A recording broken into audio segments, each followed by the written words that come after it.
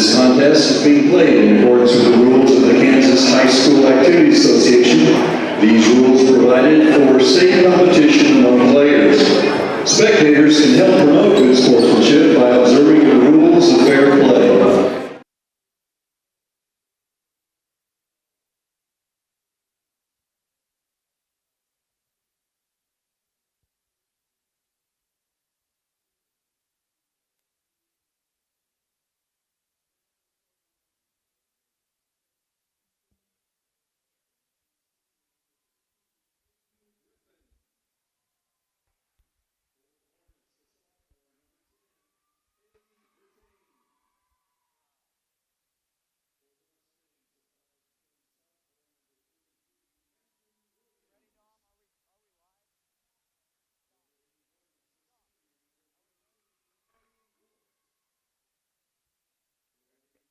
Hi folks, and welcome here to Hornet Studios. I'm Caleb Rose, joined alongside by Austin Koash for tonight's game here at Salina Central High School between the Mustangs and your Hornets. And the Hornets coming off a good win in the Kingman tournament. Their last game, they beat Kingman, and it's a pretty good victory for them. But one thing I saw that they struggled for, it's been the downfall of Hornet basketball, is playing 4 consistent quarters.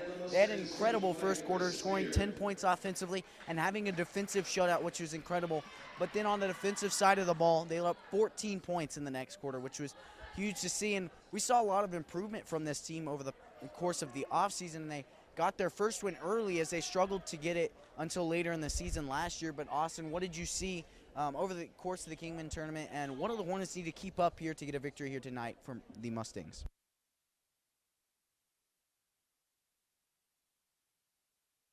You know, Caleb, I was not able to make the win that the Hornets had in that Kingman tournament, but the games I did see, what I love from these Hornet girls and boys basketball was the intensity they're playing with. There's a lot of good leaders on both of these squads that we'll see tonight, and that's kind of been the thing that's keeping Valley Center in games is their intensity on the defensive end.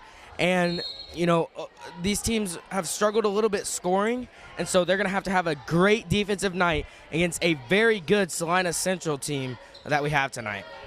Well, in their win the other day, they didn't see starter Cassie Kinnenberg, and we won't see her tonight as well, as she struggled being triple-teamed every single time, but with her out, it forced the Hornets to spread the floor more. I saw an incredible third quarter from Kylie Dawson, an incredible first quarter from Hallie Britton as she scored 9 and Dawson with 11 in the third. So they were forced to spread the floor more, spread the offense much more, and that's what led to a win. Well, off that early turnover, it'll be Hornets ball. One thing we've seen a lot from this girls squad is a three-point shot. They've been really good from around the arc, as Dawson thought she had traveled, gave the ball off. She won't get called for it, but that is blocked underneath. Hallie Britton's shot gets blocked, coming the other way, and another turnover for this girls Mustang squad.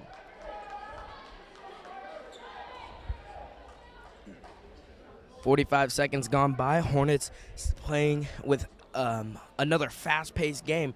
You know, they're a type of team to slow things down, run the offense.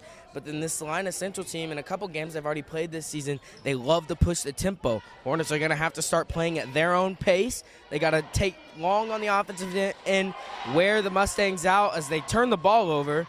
And then the Mustangs will turn the ball over themselves. Britton, fast break, one-on-one. She'll get it across to Dawson. Ball almost goes out of bounds, and some sloppy ball play from both teams to start this game. Number 33, Hampton Williams, will get the first bucket of the night for either team. Well, the Hornets in their Friday loss and then in their Saturday win, I think they had a combined 2 total points on the fast break. So they are not a fast break team. If they have the chance to set up a half-court offense, they will dominate the game. We saw them in Friday getting pressed, so they didn't have the chance to set up a half-court offense. But when they did on Saturday, it was huge, and really they did a great job of setting up a half-court offense. So if they can do that here tonight, if they can establish an offense, then they can definitely get a win here. Ranzau set to pass it in for the Hornets. Gets it into Britton. Hornets setting up their offense. Not a lot of dribbling going on in the offense this year. That's kind of been a problematic thing for these Hornets. as they turn the ball over a lot when they get lackadaisical with the passes, but right now they're doing a good job. And then coming back the other way will be number 5, Caden Cobb, who hit the 3. Some pressure from the Mustangs. Hornets have faced this a lot this year. They know how to break the press pretty easily right there. I think that's good planning there by Salina Central. They understood that Friday's loss was a big part, partly due to the fact that the Hornets couldn't set up a half-court offense like I talked about. And so they struggled to get the ball past that half-court line, so they couldn't set up a half-court offense. And Salina Central clearly knows the weaknesses of this Hornets team, and they're trying to exploit them here.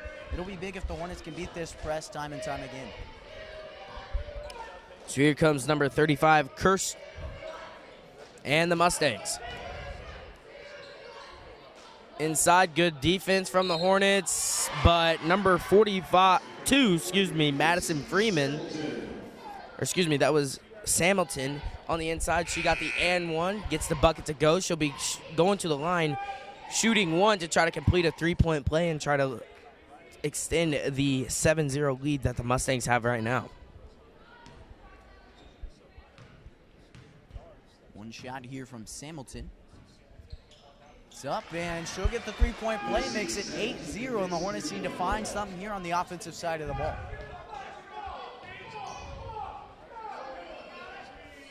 Good press break from the Hornets. Britton couldn't hang on to it. Here comes Salina Central down inside. Number 5 misses on the layup, and then Samilton gets that one to go. Early 10-0 lead for this Mustang squad, and Trent Preheim of the Hornets will call a timeout. We'll be back in 30 seconds after a short commercial break.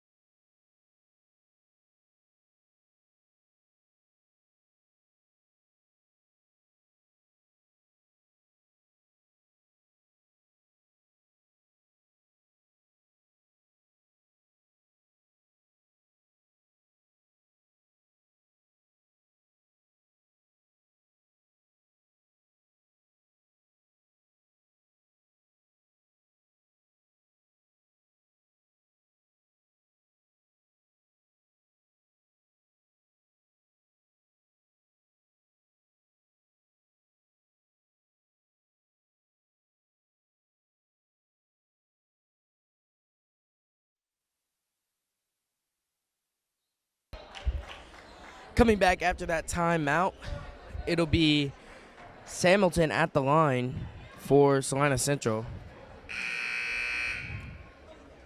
It'll be Hornets ball underneath, as Salina Central just took a 10-0 lead.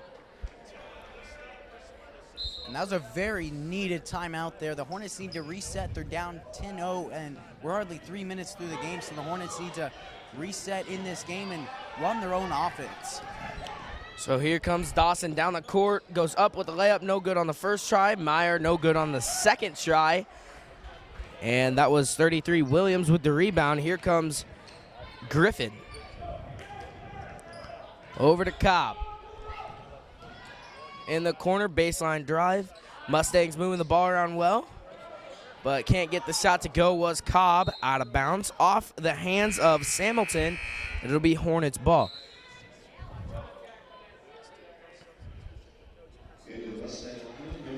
Well, the Hornets didn't score there, but they got a defensive stop, and that's what they needed. They're slowly but surely trying to set up this offense, and it takes time. They have to be patient with it.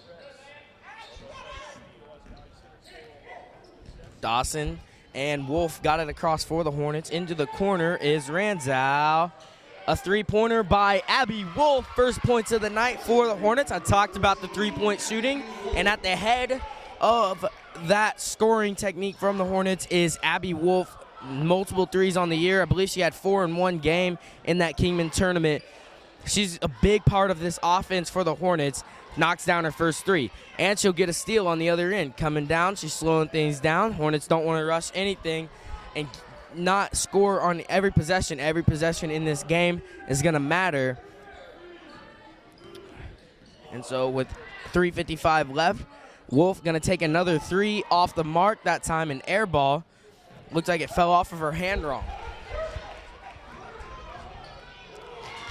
Kylie Dawson stops the transition offense from the Mustangs as number 5, Allie Koash, the freshman, will check in for Hallie Britton.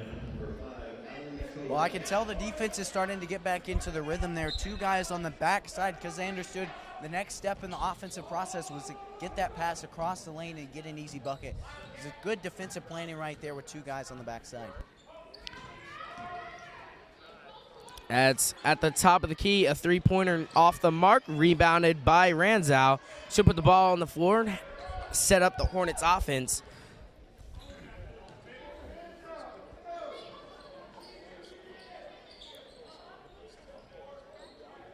Koash, ball fake over to Wolf. Top of the key, Ranzow. Short, and Hamilton will rebound.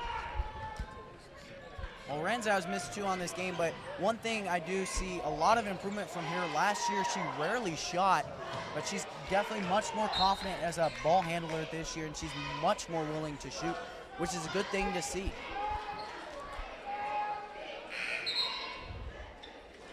You know, Caleb, when you're more confident in your shot, more shots will start falling.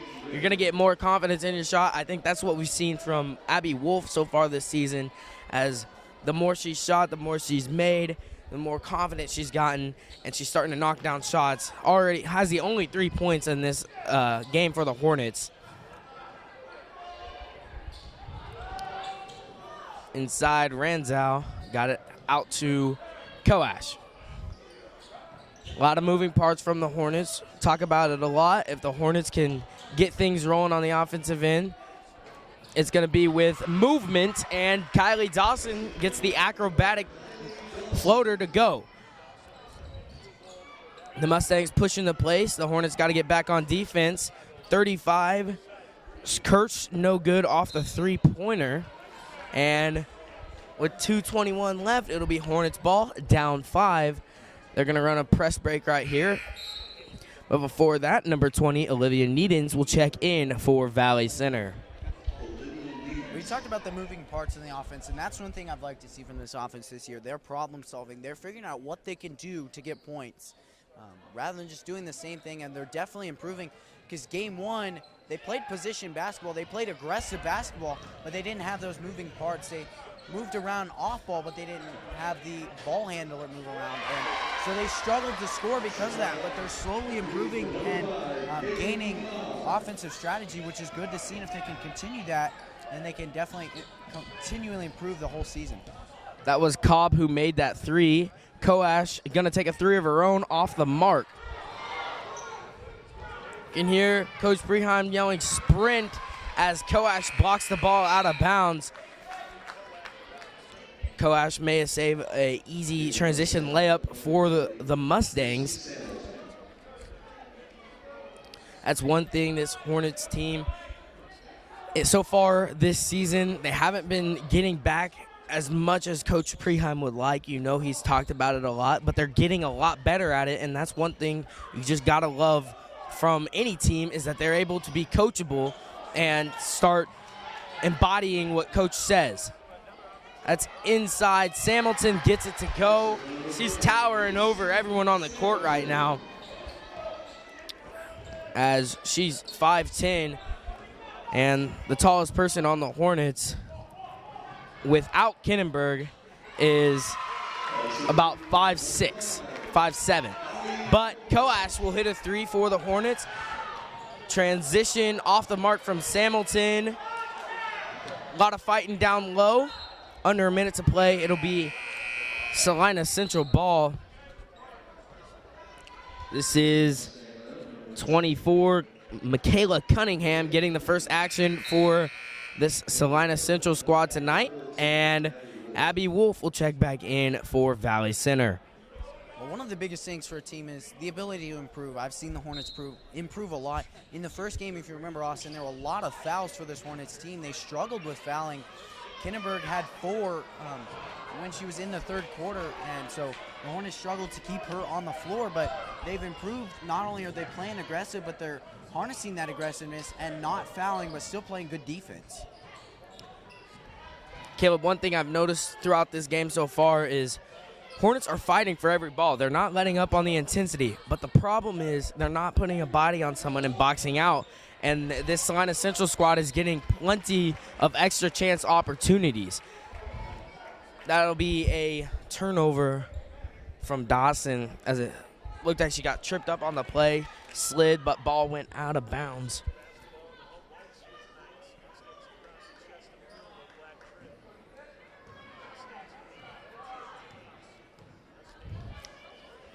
So under 20 seconds to go, and looks like the Mustangs, are going to try to get the last shot of the quarter as they were running an offense, and that'll be a foul called on number 14, Abby Wolf.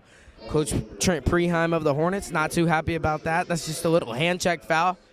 Got to know your refs. It's better to get that foul called now than later in the game, and Hornets are going to have to adjust if the refs are going to start calling fouls like that. Under 10 seconds to play. Here's Kirst over to Cobb.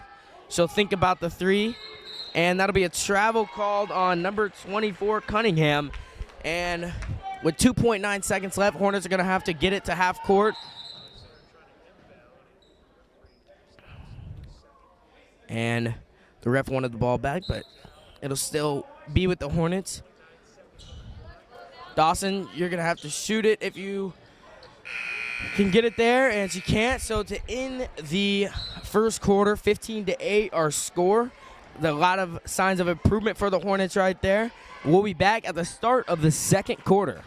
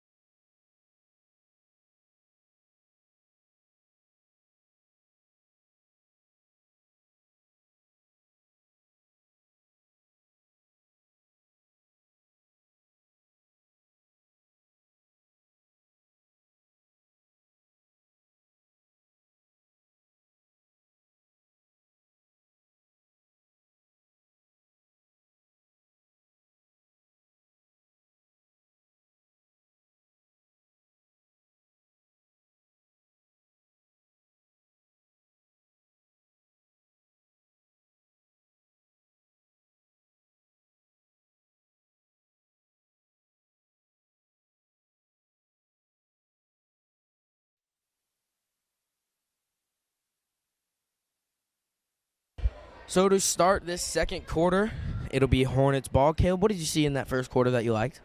Well, early in the quarter, the Hornets struggled. They were down 10-0 with 3 minutes remaining, or 3 minutes gone in the quarter. But I really like the intensity they played with. They were down by quite a bit, obviously being down 10, but they problem solved. They started making a run and come back. They're down by 7 right now, but they're definitely setting up an offense. They're creating turnovers. They're getting rebounds, which is something they didn't do in the first 3 minutes. So they're definitely improving, and that's one of the things that's going to help the Hornets this season if they're continually improving. And they struggled on the first part, but just keeping that run. And it's not how you start, it's how you finish.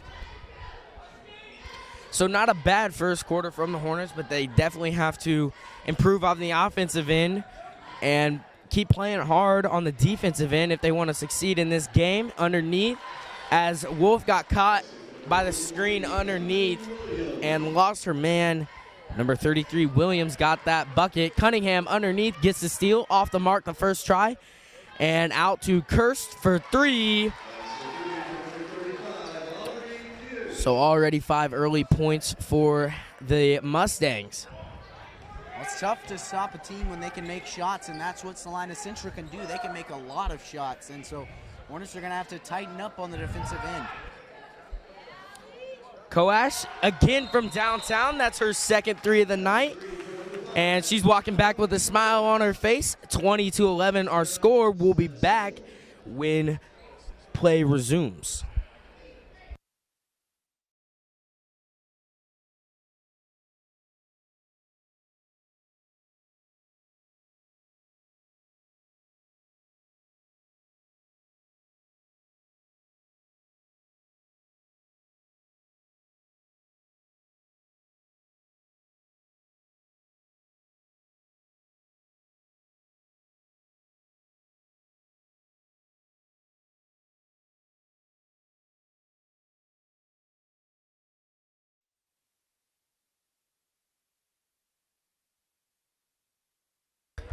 So after that 3-point basket by Allie Koash, it'll be a 9-point ball game, and Kirsch leads the way for the Mustangs.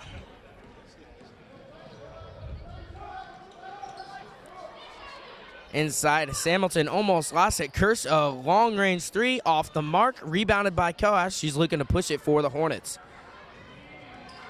She's going to take it all the way down by herself. No good on the layup. Ball goes out of bounds off of the Mustangs.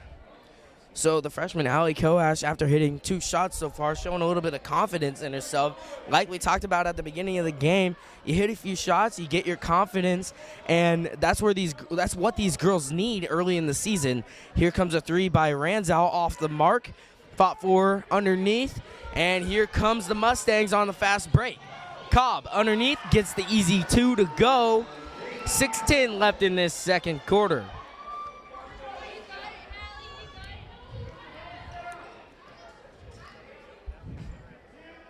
Valley Center without Cassie Kinnenberg. We talked about it. We wanted to see how it affect the Hornets offense. They're running a 5-out offense, but they just turned the ball over there. Here's Kirsch bringing it down. A 15-footer gets it to go. And the Hornets got to get back on defense and guard ball. You know, they're setting up in defense and they're waiting on their man, but the main point of a man-to-man defense is you got to stop ball first. Here's Dawson from around the arc, gets that one to go. Talked about the 3-point shooting. I think there's only been one bucket other than a three-pointer from the Hornets. Correct me if I'm wrong, but we have 14 points, and I think 12 of those have been from around the arc. We talked about this a couple times in the men's game and also in the Friday women's game as well. There's not much you can do to stop a team that can make threes. They're never out of the game if they can make threes, and that's something this Hornets team has clearly shown they can do. There's Hallie Britton from downtown, 24-17 our score. The Hornets offense looking good when they run this 5-out perimeter offense. And that'll be an and 1 for Cunningham. She'll get the bucket to go with the left hand, and she'll be going to the line, shooting 1 for Salina Central. Checking in for the Mustangs is number 11, Landry Stewart, and number 15, Peyton Griffin, checking back in for Salina Central.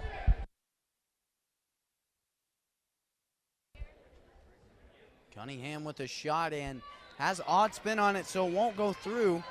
Dawson brings it down the floor. Dawson, we know her speed can really be deadly, but she's just gotta get down the court and find something, as her peers weren't able to get down in time. Here's Koash again for 3 off the mark. Long rebound into the hands of Cunningham. Cunningham off the mark, fought for underneath, and it'll be Cobb again for 3 for Salina Central. So right as the Hornets thought they had come back and started making a run, the Salina Central Mustangs have stopped it, and we'll be back after this timeout.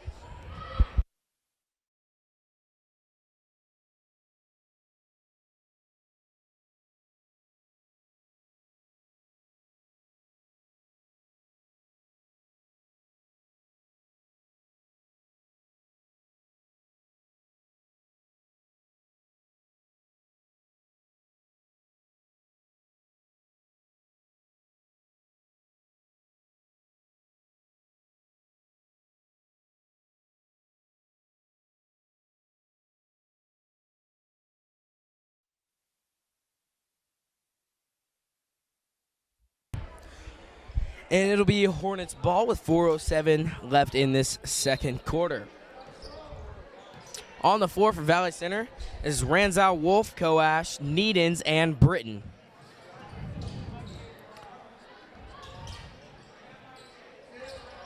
Needens and Koash playing a little 2-man game. Out to Ranzow. Ball fakes are getting this Mustang defense on their feet, and then Needens will turn it over to Cobb, who has 11 points, looking to add to her resume, going up with the left hand, off the mark.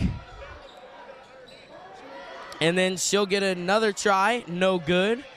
And like I said, the second chance points are really hurting the Hornets right now, not getting a body on somebody. Cobb, another shot, and no good, off the mark. That'll be a foul called on number 15, Griffin, and it'll be a Hornet ball. Checking in for Valley Center is Kanissa Meyer.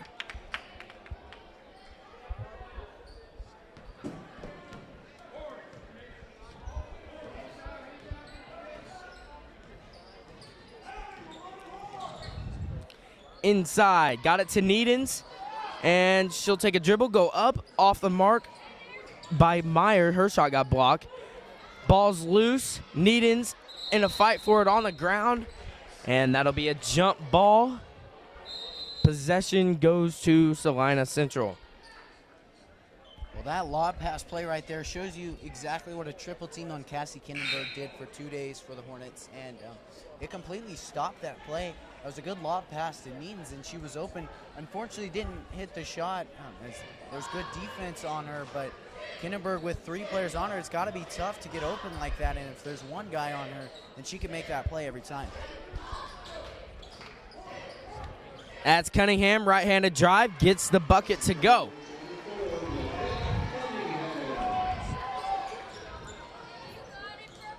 It's a 14-point game with Ranzow setting up the Hornets offense.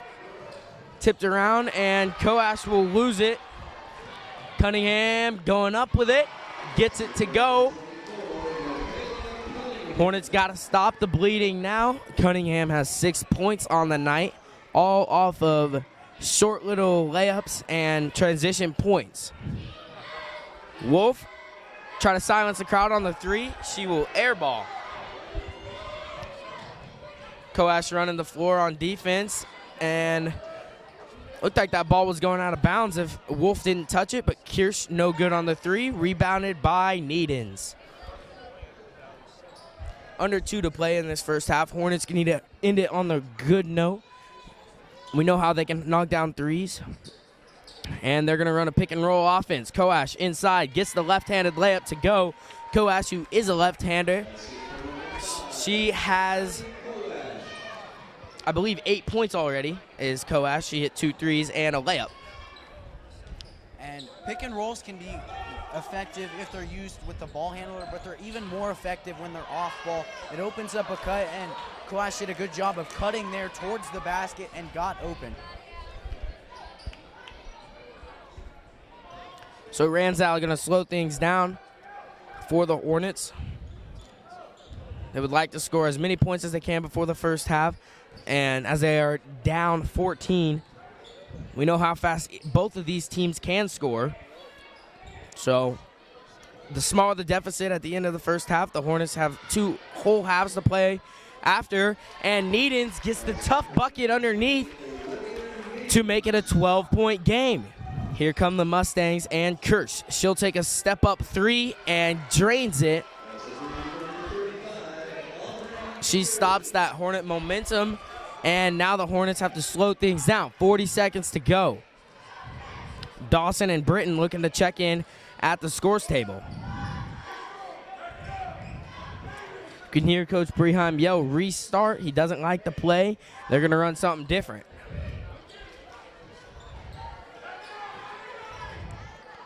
And Abby Wolf turns it over, and Coash will get a steal, or they're going to call her on a foul, as great hustle right there from the freshman. She's going to head to the bench is Coash and Dawson. Or Coash and Wolf will head to the bench, excuse me. Hornets had 6 players right there. That's Britton and Dawson that checked in. Under 15 seconds to go. Here's Kirsch up top. Thought about the 3. Hornets got to play good, solid defense. Don't want to allow an easy bucket or a foul. 3 seconds to go, and it'll be Hornets ball. The Hornets are down big here, but a long shot or a 3-point play would definitely be huge here. Going into the half-time locker room, that would be big. Dawson gonna push it up the floor. Ball gets stolen. No shot right there. And to end the first half, 36-21 our score. A lot of improvement seen since the beginning of the season for this Hornet squad, but they got work to do in the second half as they are down 17 against a very good Salina Central team. We'll be back at the start of the second half.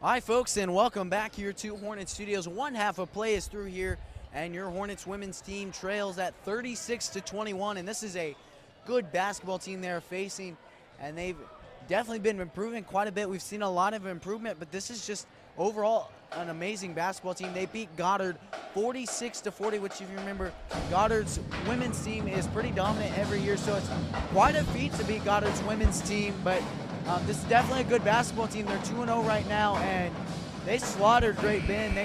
They're really a good basketball team, better than any team the Hornets have seen this season. So what can they do to make a comeback this second half? They are down by 15, Austin. What do you think they can improve on, and what do you think they can keep it up? Well, you know, it's kind of been the story of Cobb and Hamilton in that first half. Hamilton came off the bench and made a statement when she came in, getting a bunch of fast break points. And then another thing for the Hornets is they need to get more involved on the offensive end. We saw it from Coash and Needens, as there was that pick and roll, and then Coash went inside to make the layup. And then Abby Wolf, she did it once, and then she also hit a couple threes. So on the offensive end, they need to get more moving parts. We've talked about it all season, and it's gonna be something that we're gonna talk about, because when the Hornets do play good and get things rolling on offense, it's because that they're putting the ball on the floor and they're able to set pick and rolls, get people open. But when that offense is that 5-out offense they run and they're just passing the ball around, they have to rely on threes at that point. And without Kinnenberg on the inside, they really got to start moving around, setting picks, and getting layups off of the dribble and not the pass. Well, I think defensively you talked about the incredible shooters that the Mustangs have, and these shooters are just amazing. They can hit shots at an incredible rate, as Abby Wolf hits a three there, but they're going to have to play lockdown defense, really tight defense, because these shooters, any gap that they have, they'll take a shot and they'll make it. Joe, the Hornets starting things off right with Wolf on the inside, and then Hamilton will get that bucket to go on the inside. That's a mismatch with Needens and Hamilton, but Needens has done a pretty good job stopping her so far. One thing the Hornets need to work on in the second half is getting a body on someone and box out. In that first half, there was a ton of extra chance opportunities for the Mustangs. Now, the Hornets are playing hard. They're playing good, solid ball. They're fighting for every 50-50 ball, and not a lot of them have come up their way. But still, they have to have a better box out underneath, as they do have a height differential, as most of the Hornets are smaller than this lineup that the Mustangs have. And so Wolf will turn it over to Cobb. Cobb going to go up with the left hand, and that'll be a late foul called on number 4, Kylie Dawson. So it'll be Cobb going to the line, shooting 2 for the Mustangs. Cobb at the line after Dawson's foul, and Hornets, like I talked about, they definitely improved. In the first game, in the first half, they had 4 fouls total, and they were halfway through the first quarter of their first game, and they already had 4 fouls, and so they definitely improved. Cobb sinks her first, and her second is up, rinks around the rim, and it's off the mark. Wolf grabs a rebound, and the outlet pass to Ranzow, so the Hornets offense will get started. One thing we noticed in the first half is the Hornets need to slow things down. This Mustangs team plays at a very fast pace that the Hornets aren't comfortable with. So if they can slow things down, run their half-court offense, and not turn the ball over, that's going to be a recipe for success for this Hornets squad. Britton misses on the 3, and Coash will check in for the Hornets. It'll be Williams tossing it in to Kirst. Wolf heads to the bench for Valley Center. Coash, the leading scorer for the Hornets right now, with 8 points. She hit 2 threes and a layup. Inside is number 33, Williams, scoring for Salina Central. She has 6 points on the night.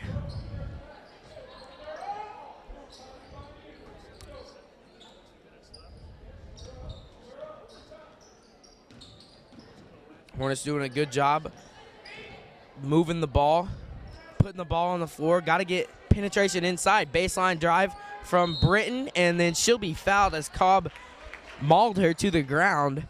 And that'll be Cobb's first personal. Neither team really has a player in foul trouble, and that's good to see if you're the Hornets, but if you're Valley Center, you also need to get some of those key players for Salina Central. If you can get them on the bench, that'd be great. And that'll be a jump ball, or excuse me, a foul called on number 35, Kirst of Salina Central.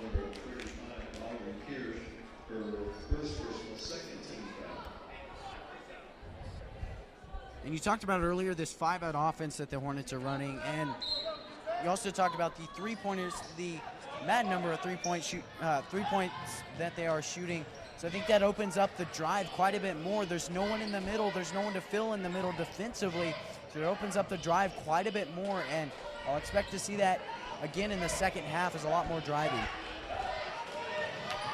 Dawson got a steal, and she'll go up with it. She'll be fouled. Kylie Dawson going to the line, shooting one, trying to complete a three-point play for the Hornets with 5:13 left in this third quarter.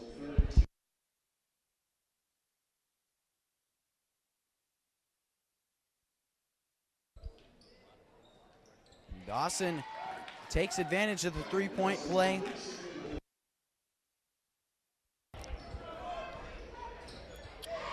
So that brings the Hornets to 27 on the night. A lot better offensive performance so far in this game. Don't want to jinx anything, but the Hornets offense doing a great job. Now their defense has to step up as Kirst hits a step-back three.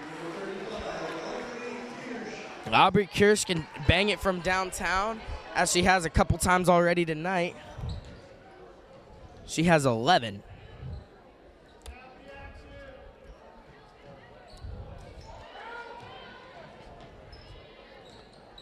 Hornets working around the arc, and Coash gets it over to Dawson.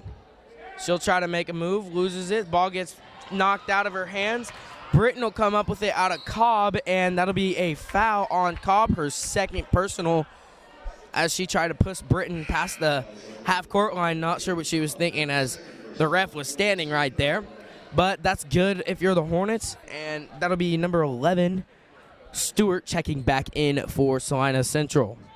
We talked about the minimal number of fouls. There are only 2 players in this game who have 2 fouls, that being Peyton Griffin and then now Caden Cobb.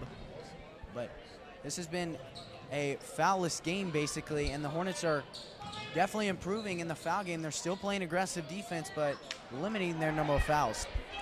Ranzow no good on the 15-footer. And here's Williams bringing the ball down for Salina Central. She'll get the left-handed scoop layup to go. And it's now a 19-point ball game.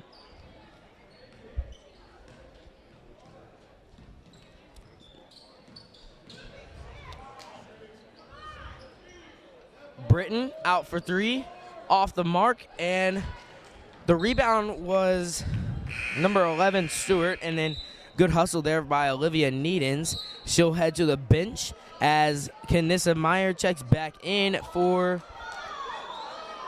the Hornets. It'll be purple ball, as I think everyone in the stadium wanted it to be, or thought it was white ball. But it'll be a timeout called by Salina Central, and we'll be back when play resumes.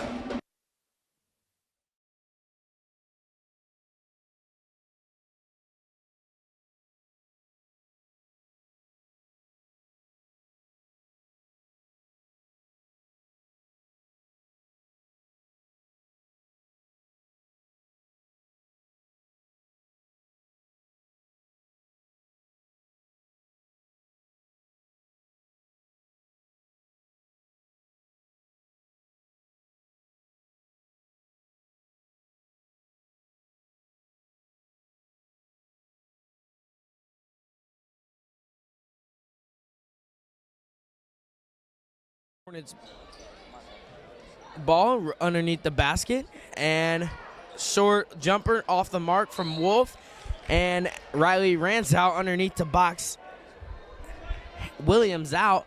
That'll be a foul called on Williams. That's Williams' second personal.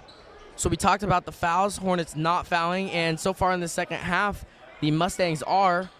Koash will travel, as she made a good move to get past the defender, but she stopped a little too early, tried to take a jumper, and then second-guessed herself.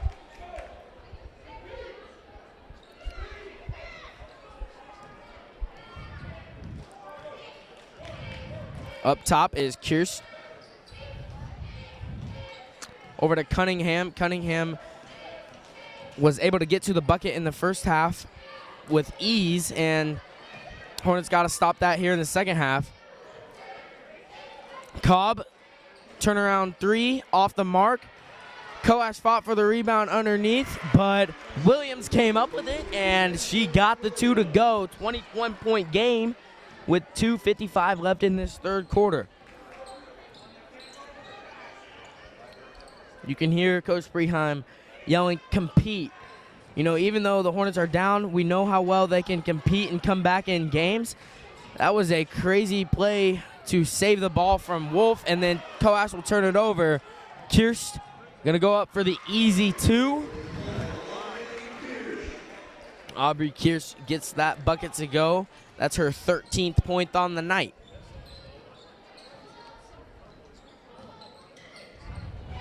Cunningham will get the steal. Up ahead are the Mustangs. She'll get the bucket to go. So a couple of turnovers from the Hornets. This game starting to get out of reach if the Hornets don't stop the bleeding now.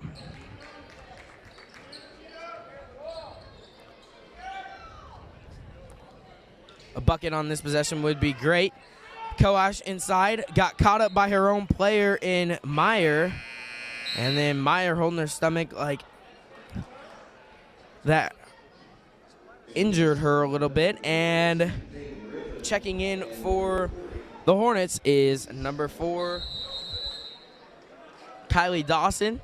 That'll be a timeout. Timeout called by Coach Preheim and the Hornets. We'll be back after a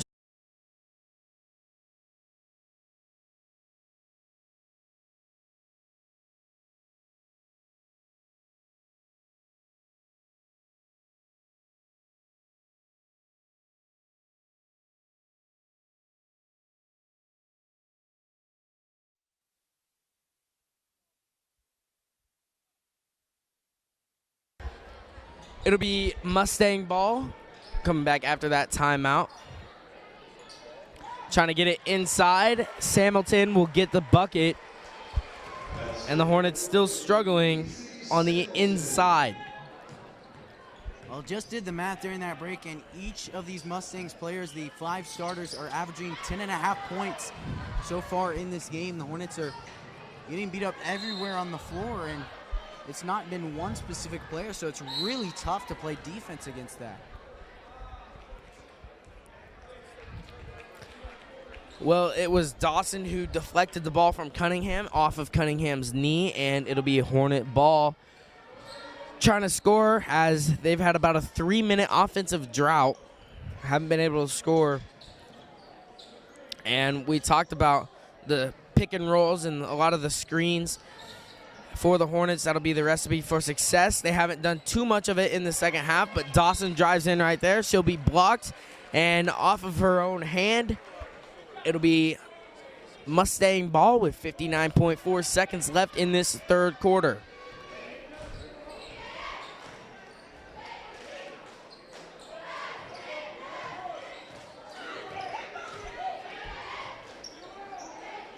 And after the pass was meant for Griffin, it went inside. No good on the shot from Hamilton. Hornets working around the arc. Dawson gets it to, or doesn't get it to, Ransow. Here come the Mustangs. Down the floor, Kirsch no good on the layup, but she'll be fouled. 21.8 seconds left in the third quarter. She'll be going to the line, shooting 2.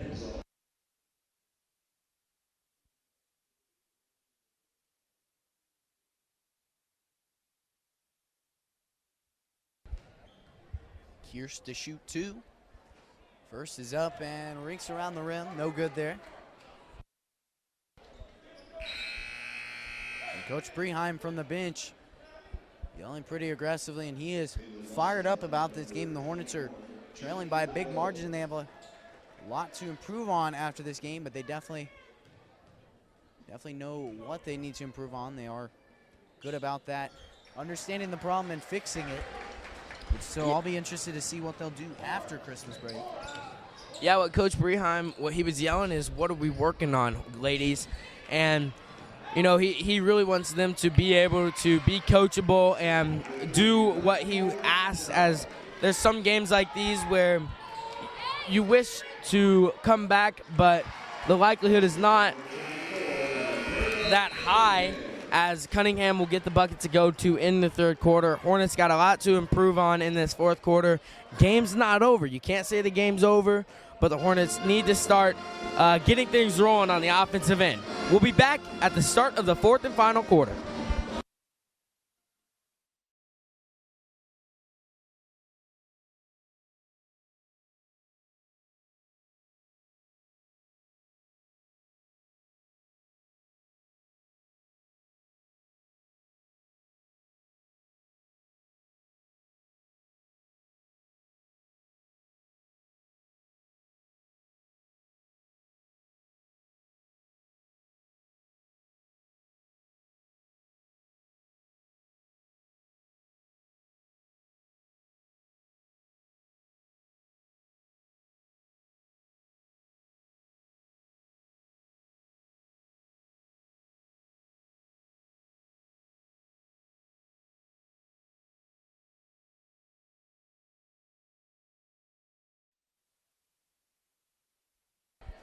And it's the start of the fourth quarter, back-to-back 21-point quarters for the Mustangs. So we'll see what the Hornets can put up here in the fourth quarter. 8 minutes left to play. And like you said, Austin, the Hornets still have a chance, but they're going to have to get something started immediately. With the way they can shoot the threes, they're not out of this game, but they need to get something started. That's Hamilton who drives inside. That's Williams, excuse me. But as you said, 2 21-point quarters for this Mustang team, as the end of the first quarter was 15-8, I believe. And so the Hornets, they were sticking in it for a while, but we knew how good of an offensive powerhouse this Salina Central team is. And now the Hornets down by 30. Needon's at the line.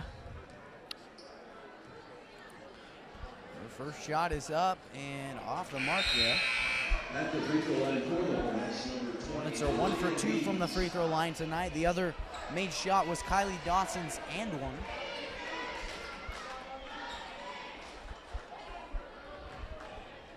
And Needens attempts her second.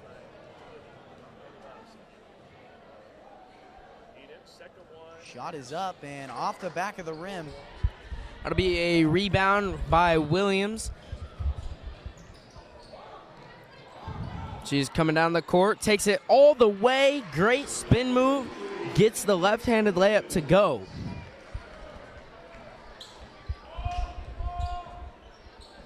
Williams and Cobb have kind of picked apart this Hornets defense tonight, along with Cunningham and Kirst. As you said, the starters, all of them, over 10 points in this ball game so far.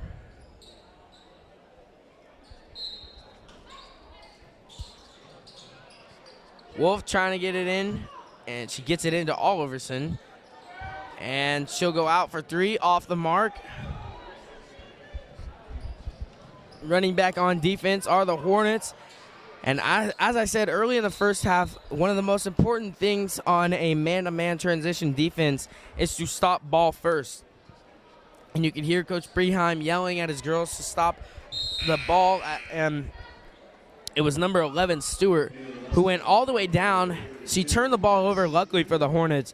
But that's one thing we're looking to improve on more in this season, is this girls varsity squad needs to stop ball on the transition defense, because we know they like to play at a slower pace. They're not a team that scores, 50, 60 points a game like this Mustang team is. So if they can stop the ball and slow things down and play at their own pace like they did in that first quarter and a little bit of the second quarter, for the first part of it at least, it could be a major factor later on in the season. Here's Coash shooting 2, or a 1-and-1, excuse me. Her first one bounces up and in. Hornets break 30 on the night with 4:47 left in this fourth and final quarter. Running clock right now as the Hornets are down 31. Coash's second off the mark. Needens fought for the rebound, but number 42, Madison Freeman, will come up with it. Cunningham brings it all the way down the lane. No good on the three-point shot by Annalise Locks. But there, once again, the Hornets did not stop ball and almost cost them. Oliverson and Coash playing with the ball down low. Coash got to get rid of it. And a lot of sloppy play. And then it'll be a foul called on Locks. As Needham came up with it, it'll be Hornet ball. Or excuse me, it'll be a 1-and-1. Olivia Needham's at the line. Checking in at the scores table is number 10, Hallie Britton. She'll be coming in for the shooter. So Needham's will get her first free throw.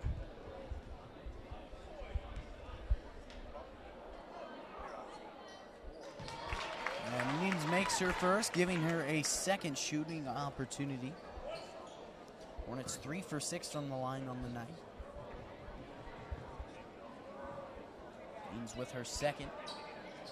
And it's up and through. Checking in here is Hallie Britton for Olivia Needhams. So Mustangs take over with possession.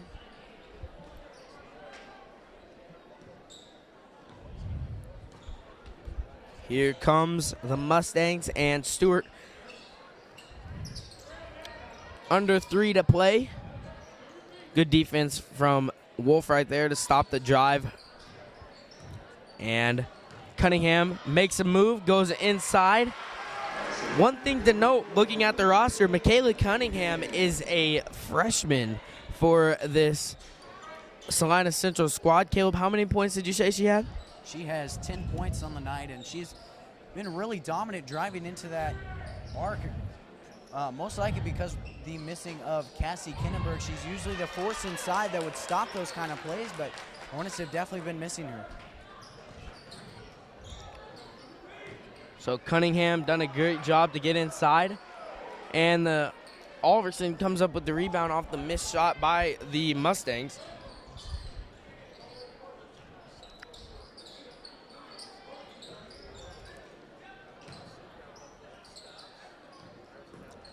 Hornets messing around inside the lane.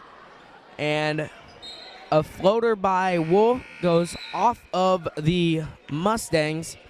And here comes Kanissa Meyer checking in for number 25, Oliverson.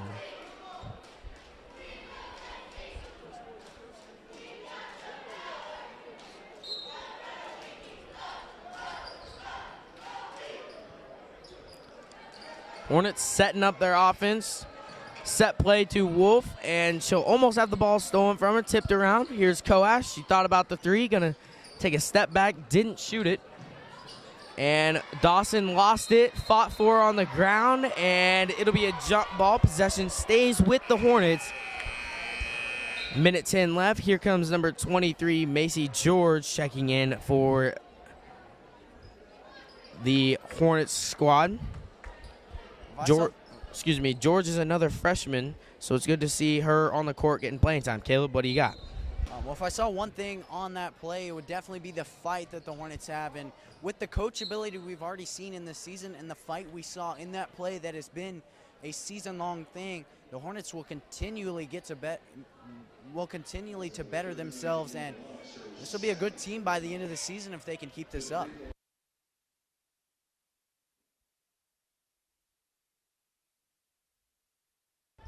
One shot from Britton, and it's through. And 20 seconds remain here with the clock still running. Shot is up and off the back of the rim. Looks like that'll be all. And here comes Cunningham, gonna slow things down, 5 seconds to go. And that'll be ball game. Salina Central beats your Valley Center Lady Hornets 63-33. Caleb, this didn't go as planned, but the Hornets have improved a lot since the Kingman tournament, and they're gonna keep improving throughout this season. Stay tuned here on Hornet Studios for a highly anticipated varsity boys matchup between your Hornets and the Salina Central Mustangs.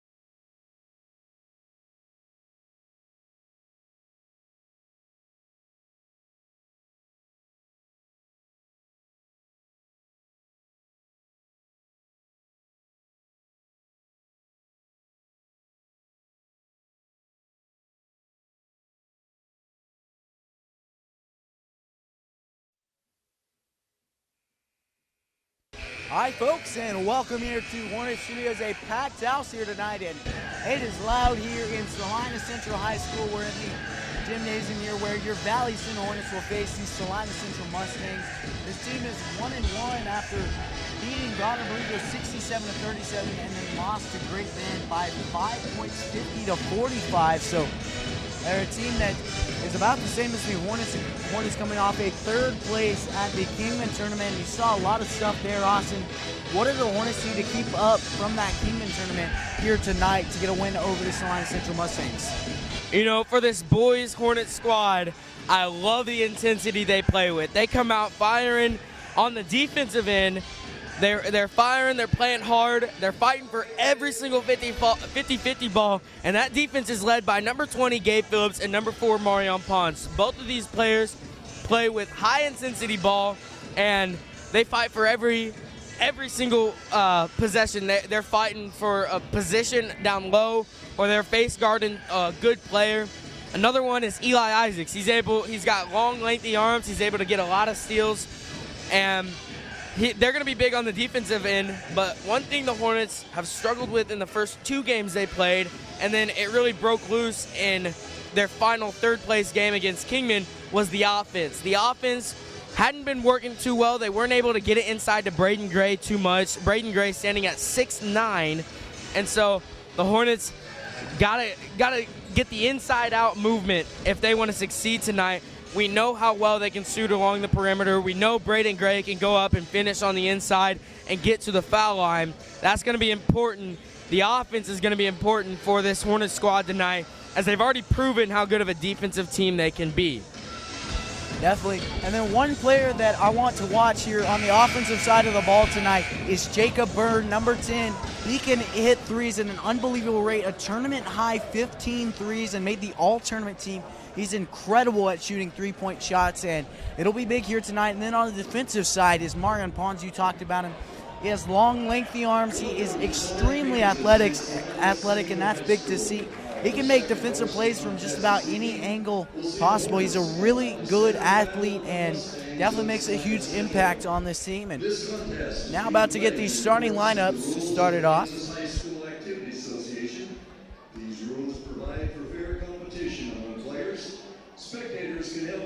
And starting it off here for the Hornets is going to be number 2, Eli Isaacs.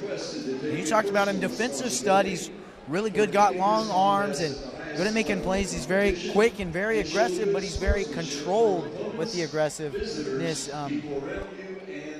He had 20 points in that final Kingman game, and he really broke out on the offensive end for the Hornets. Eli Isaacs, number 2, a man to watch tonight for the Hornets.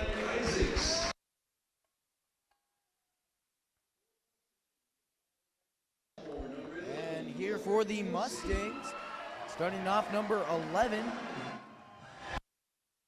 That is Logan Losey, a 5'9" sophomore.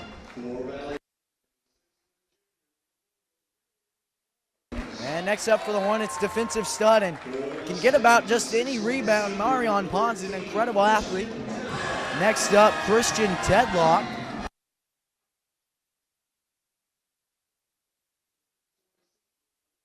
Next up, I talked about his three-point shooting ability, but he can do just about anything on the court. Jacob Byrne.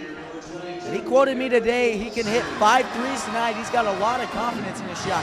Next up, number 22, Aaron Watson, a senior here for the Mustangs.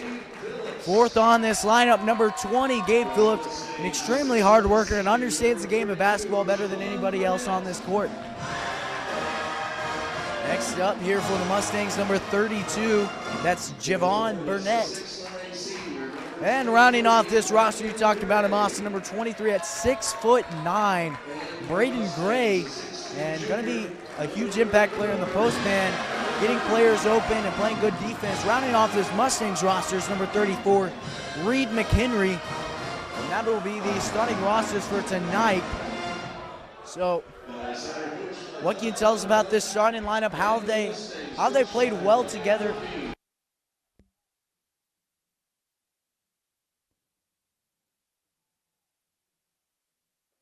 How they played together, how they developed as a team over these past couple games, and how are they playing as a team so far in this season? Well, I really like the team atmosphere they play with, the chemistry this team has. They've been playing together for quite some time. But as you mentioned, this stadium is electric right now. And if the Mustangs can get a few shots, get a few threes, then this Hornets team really has to be able to silence the crowd tonight with big shots in the moment. The Hornets traveled well. This crowd we got for the Valley Center is really good, and if the Hornets can start getting hitting shots like Jacob Byrne and silence this crowd, this electric crowd that Salina Central has, then it'll be good. That'll be a turnover on the first possession. Gabe Phillips couldn't handle it. Gabe Phillips, another one who made the all-tournament team in the Kingman Classic, and we saw his offense ability kind of blossom in the second and third games, and then we talked about his defense already. A top-of-the-key three from number 32, Javon Burnett. Early 3-0 lead. Isaacs, great move over to Phillips. He'll take a three of his own on Burnett. No good. Fought for the rebound by Pons. And then that's number 34, McHenry, who came up with it. And that'll be a foul called on Pons as he was going for the ball. We talked about Pons and his defense ability. One thing I like to say, what I like to call him is he does kind of everything for the Hornets. And he doesn't score a lot of points, but he kind of does everything else for this Valley Center team.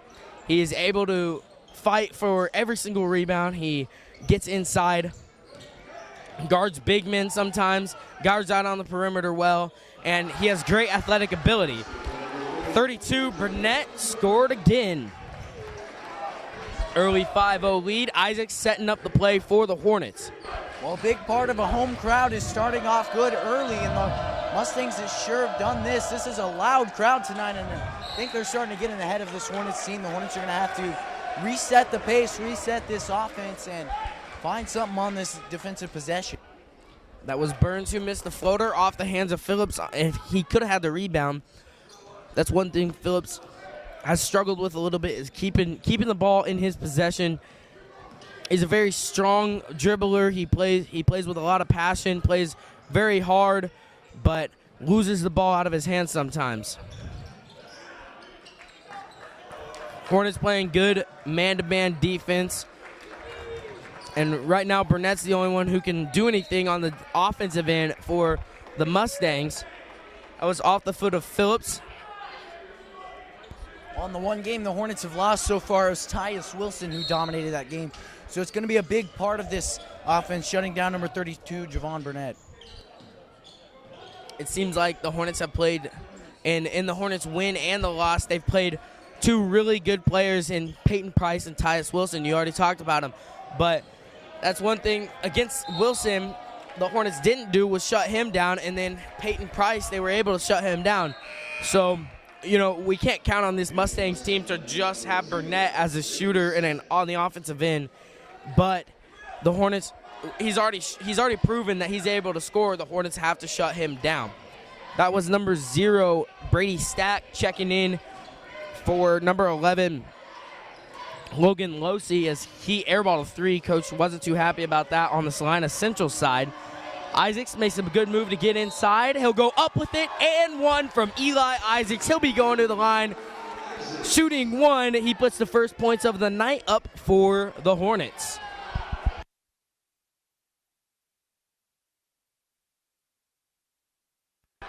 Isaacs with the and one opportunity, and off the mark there, bordered by Burnett. And off the foot of Burnett, Isaacs going to go up with it. He'll lay it in. He'll be fouled off the mark on the layup, as he took 2 very long steps. Isaac, the lengthy player, and maybe could have took one more dribble right there, powered through, but he'll be going to the line, shooting 2 for the Hornets. And first shot is through. Isaacs handles the pressure well, as that crowd, like we've said, is really loud here tonight. Checking in here is Logan Losey, in for Burnett.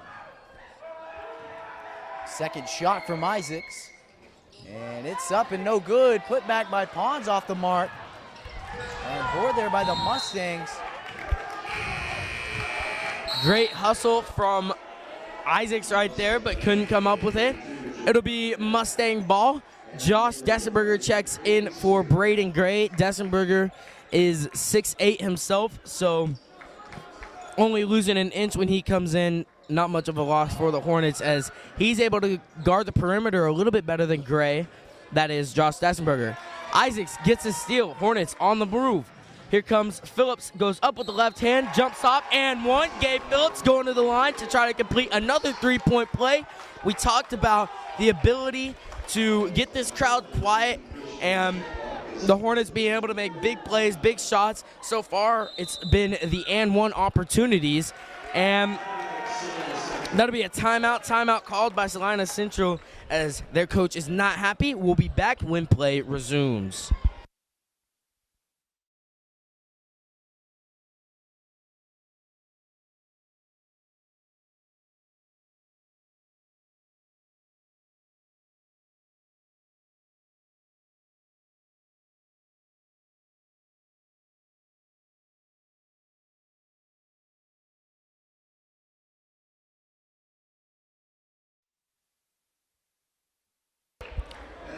So it'll be Phillips at the line with 5:10 left in this first period, trying to complete a three-point play. And shot comes from Phillips. Crowd is still loud and rinks in. So Mustangs take over, but the Hornets take the lead by one. Here's this high intense pressure from the Hornets, making teams throw the ball away. Pons almost got the steal, and they'll set up their half-court defense. They still play a man-to-man. They play a help man-to-man defense, the Hornets do. Burnett with the offensive board, and then Pons, skies high, got the rebound. Dessenberger ended up getting the rebound, but Pons tipped it. And then he will travel. Well, I love the aggressiveness on defense that this Hornets team has shown. It seems like every Mustangs player is playing frantically and not sure what to do with the next step, with the next pass. And each one of them is getting worn out pretty quick. It shows you the intensity that this basketball team plays with each and every night, and that's definitely huge. A big thing that Coach Unrau's talked about, and it definitely plays a big role in this game. So we talked about Isaac's ability to steal the ball last year. Got the school record in a season for threes. But that's number 13, Christian Tedlock, who gets his own three of the night. Phillips going to push the ball down for the Hornets. Byrne thought about the three. And then he kicks it out to Isaacs for an even better shot. Isaacs falls, but no good on the three. Thought he might have got fouled there. Up by two are the Mustangs.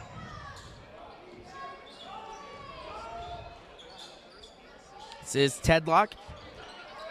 And then number 30, Spear, no good on the three. Excuse me, his name wasn't on the roster. Phillips, a long-range three off the mark, rebounded, long rebound by Salina Central. Coming down the court are the Mustangs. Hornets switch into what I believe is a 2-1-2 zone. It was a little messed up right there because they weren't getting set. But Isaacs, great move inside. No good on the layup. Pons with the rebound. He'll try to get it to Isaac off his face and out of bounds. It'll be Braden Gray and Jacob Byrne checking back in for the Hornets. Pons and Dessenberger will head to the bench. We'll also have number 22, Ray Flora, checking in for Phillips. So the Hornets run about an 8-9-man rotation, with each player getting almost less than a minute of rest every time they go to the bench. And there's about every dead ball, there's at least one sub from the Hornets through these first 4 games. As they like to play with intense defense, they switch back to a man. And they're switching everything. That's making it tough on this Mustang squad. Out for three, number 33, Nolan Puckett will hit it and extend a 5-point lead for the Mustangs. Well, I said it in the girls' game. It's tough to defend a team that can hit shots, and it's certainly what this Mustangs team can do. They can rain down shots, and they've certainly showed it. Hornets are going to have to tighten up on defense, maybe go back to man. That was a rare miss open three from Jacob Byrne, as when he's not pressured, he usually hits them. Off the mark is the Mustangs, and then a long rebound by 22 Watson. Inside, Braden Gray gets the block. Isaacs looks to push things for the Hornets.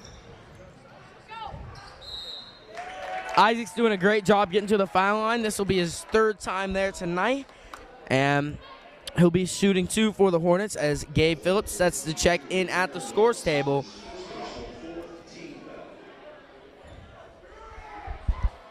Here's Isaacs with his first. Now it's still pretty loud there. Misses that one there. He's 1 for 4 from the free throw line. He missed a 3-point play opportunity earlier and made 1 for 2 in his last set of 2. And makes that one. Checking in here for the Hornets is Gabe Phillips in for Eli Isaacs. Mustangs take over with possession. Hornets will keep their pressure. It's just man-to-man full court pressure, and the Mustangs will break it easily.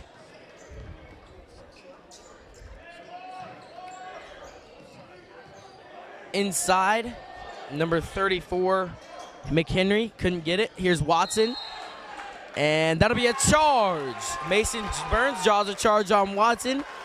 That's what he does best, is playing his high-intensity defense. Usually gets called for charges, and he'll go head to the bench as Eli Isaacs will check in. He'll be running the point as Phillips gonna go, and the Hornets will try to set up their half-court offense with 1:50 left in this first quarter. I think the Hornets have realized that the Mustangs also have a good high-paced game as well, so they're trying to set up a half-court offense here. Like you said, good board there, and they'll take over with possession. That'll be a foul called on Gabe Phillips. That's his first personal.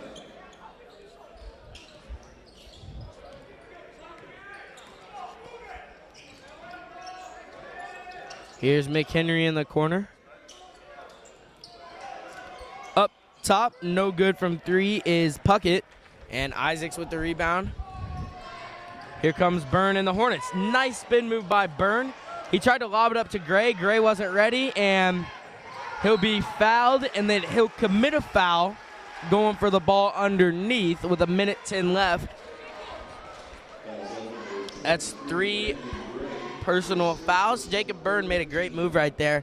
Tried to be a little too unselfish, as he had a good lay-in attempt that he could have had. He tried to give it up for an even better shot, but Braden Gray wasn't ready.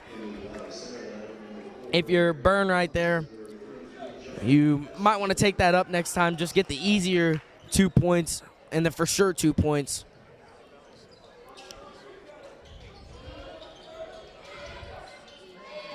So the Mustangs running their half-court offense with 1 minute to go, under 1 minute to go. Inside, Burnett. Pond's good defense. McHenry with the second chance opportunity.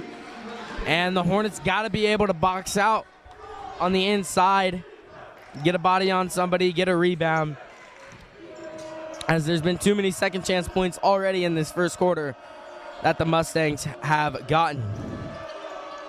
Isaacs all the way out by the tail of the Mustang.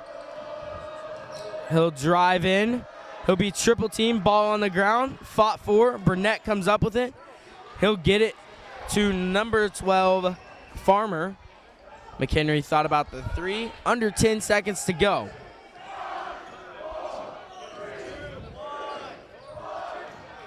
McHenry gonna have to shoot it off the mark. So 13-7 our score. to end that first quarter. Caleb, what did you see that the Hornets need to improve on in order to keep this game close? Well, I think overall they underestimated the Mustangs in the early going. They thought that while they have played with intensity every single game, and that's worked out up to this point, this Mustangs team is a team that can also play with intensity, also play high-paced basketball. So I think they're going to have to mix it up some and run their own tempo, sometimes have it high pace, sometimes set up a half-court offense, and I think that's what they've seen there. They're down by 6 right now, and about to get into the second quarter, but the Hornets have potential to obviously make a comeback here, being only down by 6 points, so they do have a couple little things to change, and we'll see you back here at Hornet Studios after a short commercial break.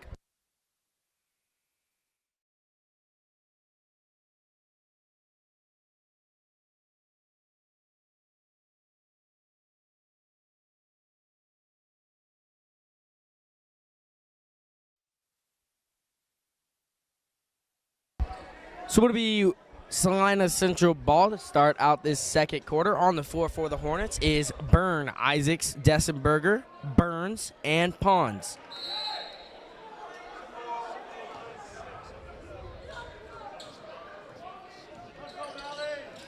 Hornets switch into a 1-3-1 zone. We saw a lot of this 1-3-1 last year, and it'll be a foul called on Mason Burns for the Hornets. But as I was mentioning, this 1-3-1 zone, it works well if they can get the trap up in the corner, which is what Isaacs and Pons and Byrne will be trying to do.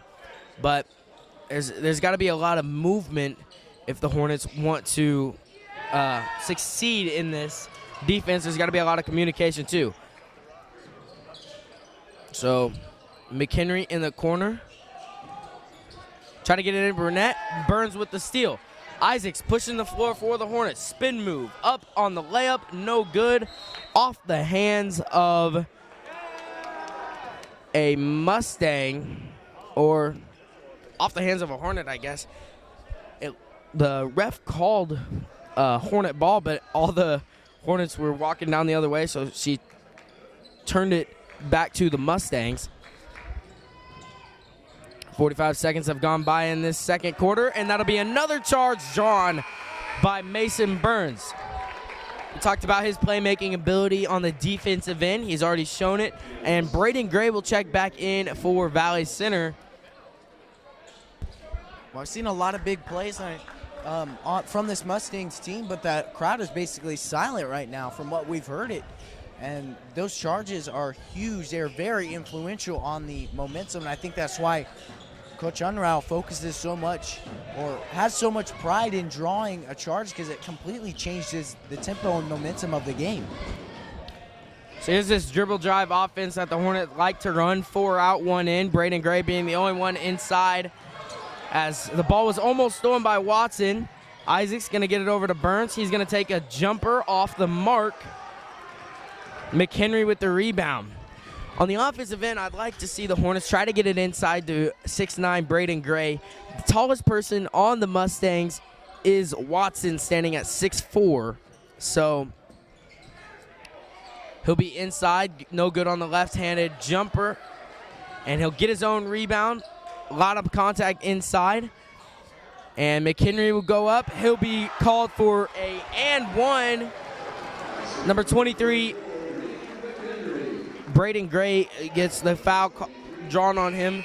He's had a little bit of trouble with fouls so far this season. Dassenberger will replace him, along with Phillips replacing Burns. And that's just one of those things as a ref, is if you're 6'9", you're typically going to draw more fouls because you're already towering over the guy, so it appears as though you're already over his back, even though you're not intending to be. The board goes out of bounds over the net, so it'll be Hornets ball here.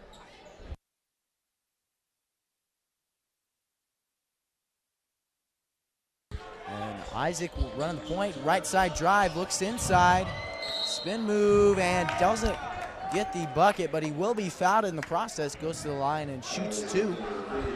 So we've seen Isaacs make a lot of good moves to get inside. This will be his 4th trip to the line tonight. Only made 2 free throws, though, so Isaac looking to put some points on the board right here. as his first one goes up and rolls in. As I was saying, the Hornets putting the ball on the floor and making moves to get inside. We just haven't been able to finish so far. And Isaacs has really been the only one going to the free throw line off those spin moves and things to get inside. Isaac's second shot coming up as Ray Flora checked in for the Hornets. Second free throw off the mark. Rebound fought for by Burnett and Watson. Ball will go out of bounds. Hornets get a break right there. They'll be setting up their offense underneath their own basket. 15-8 our score in the second quarter. Well, this is a very low-scoring game. I just noticed the score here at 15-8. Byrne grabs a foul there, an and one opportunity. But it's been a lot of free throws, a lot of fouls. Foul count is 8-5 currently, so a lot of free throws. And Byrne looks to get the and one opportunity after making that layup here on the baseline out of bounds. Shot is up and off the mark there. Mustangs grab a rebound, so they'll take off and set up an offense. Here come the Mustangs. This is Tedlock up top. He'll drive it in with the left hand. He'll get the bucket to go. And Christian Tedlock will extend a 7-point lead for the Mustangs. Phillips inside, still has a dribble. Try to get it to Byrne. Byrne thought about the three. Some sloppy play from both teams so far in this early going. Coach Unruh wanting Hornets to slow things down, get us offense set up. Ray Flora going to drive in, no good on the floater. And then the ball gets thrown right to Jacob Byrne. Isaacs thought about the three, inside. Flora trying to go up with it, draw a foul, and the ball gets stolen. Watson coming down the floor on Byrne. He'll sidestep, Euro step, no good. And Tedlock will get the points. 9-point lead. Hornets haven't scored, but the Jacob Byrne's point, they haven't really scored since mid-first quarter. And then that's Gabe Phillips who makes the turnaround jumper. Coach Unruh of the Hornets want to talk things over as Pons and Gray will check in once play resumes.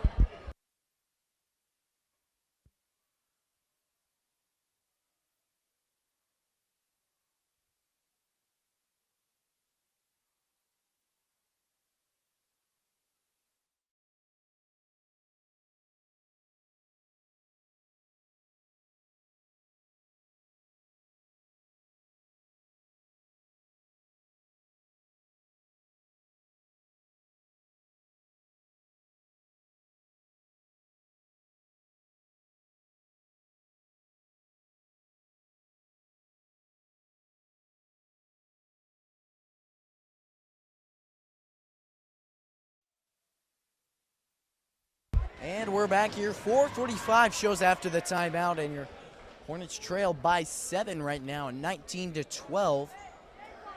And we'll see Mustang ball here. Hornets going with a full court press currently. And an interesting strategy here. We see a lot of times, saw Mace South do it quite a bit last year, break the press by just throwing the ball down the court. And normally Braden Gray is that safety man who's going to stop everything that gets past him. But we didn't see that on that full court press there. And McHenry will be fouled. And he'll be going to the line shooting two.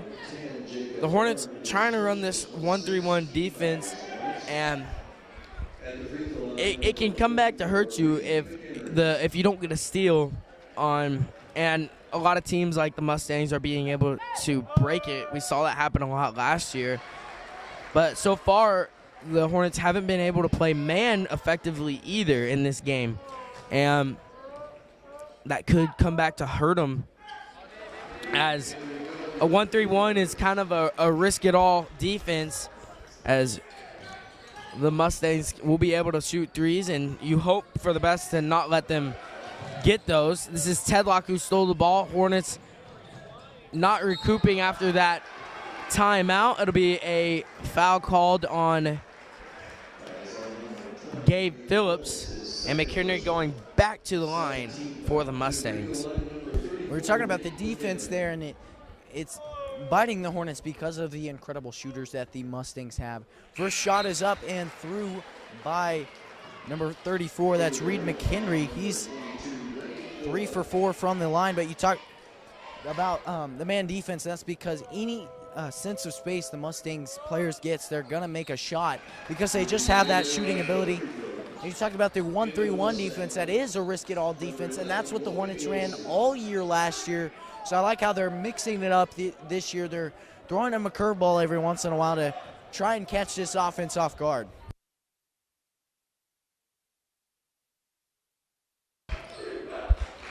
The Hornets running their offense, their dribble drive offense. Isaacs in the corner. Thought about the three. He's going to make a move to get inside. Got it to Pons. Pons, good ball movement from the Hornets, but they got to get something rolling on the offensive end, start scoring. That's a missed layup by Gray, but then he'll get the second one to go. First points in a while for the Hornets. This is a 9-point ball game. Here's this 1-3-1 defense. I think this 1-3-1 defense fits the intensity, the intense play that the Hornets want to see. They're having to rush around the court and sprint to try and close out on shots, and they had to do a lot of that on that last possession. But it fits the intense steel type of defense they want to play. They want to force turnovers, and that's what that 1-3-1 defense can do. I like how they're mixing it up, and they're giving them that 1-3-1 defense to get the result they want. Braden Gray slams it down for 2, and his first dunk of the season makes it 23-16. So as you were talking about the 1-3-1, now they're going to switch to a 2-3 as Burns and Isaacs up top. Burnett, no good. Isaacs and Marion Pons running the court. Isaacs going to go up with the left hand and get the and one. The third opportunity for Isaacs to get a 3-point play on the night. And he'll be at the line shooting one. Number 30, Aiden Spear, comes back in as Tedlock will head to the bench for the Mustangs. Well, you talked about the Hornets fans traveling well, and they've certainly done that. I can hear the freshman team behind us, and they're extremely loud. They're lighting up this stadium along with the rest of the fans. They really do travel well, and they're getting the momentum in their favor, that's for sure. And then Isaacs on the fast break. Another foul called on the Mustangs, and he'll be going to the line shooting 2 for the Hornets. Isaacs getting his fair share of free throws in this first half.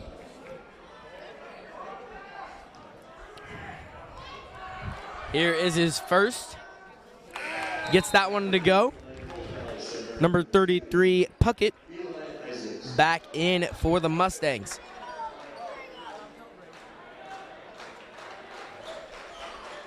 Isaacs 4 for 9 from the free throw line. And he'll miss that one. So off go the Mustangs, setting up their offense. Here come the Mustangs in the corner. Out to Burnett. McHenry and Burnett trying to play a little two-man game. That'll be a foul called on Braden Gray, I believe is who they're going to get. That's his third personal. As right there, looked like Gray was just trying to play a good basketball, good defense. He'll be headed to the bench probably for the rest of this second quarter. And we'll see Josh Dessenberger take his place. And Mason Burns took the place of Ray Flora. Off the mark, Marion Pons with the rebound. Isaacs running up the floor, trying to set something up for this Hornets offense as they're down 4.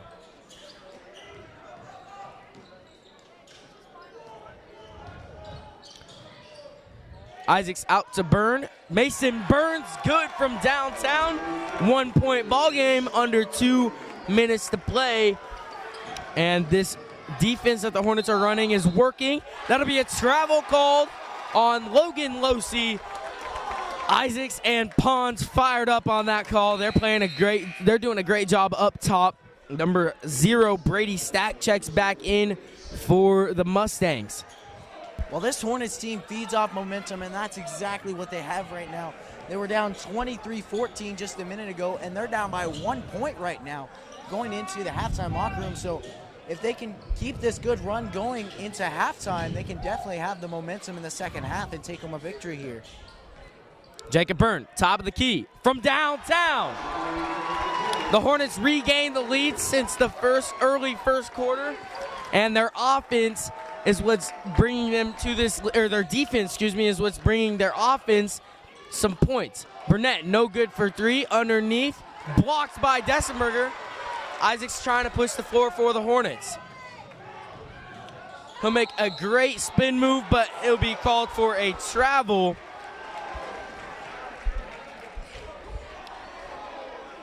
So Isaacs made about 4 spin moves in this game, and they're going to call that one. Not sure why, but with 1 minute left in this first half, your Hornets have a 2-point lead, and Pons and Isaacs doing a great job at the top of the key. Isaacs went for the steal, and he'll be called for a foul. That's his first personal. That's the 9th team foul. There's been a lot of fouls in this first half for both teams. The Hornets going to have to adjust to that in the second half. Hopefully, they always say play to your refs, and if they could get the Mustangs in foul trouble and themselves not in foul trouble, that'll be a recipe for success in this second half. Isaacs coming up the floor for the Hornets, trying to set an offense up.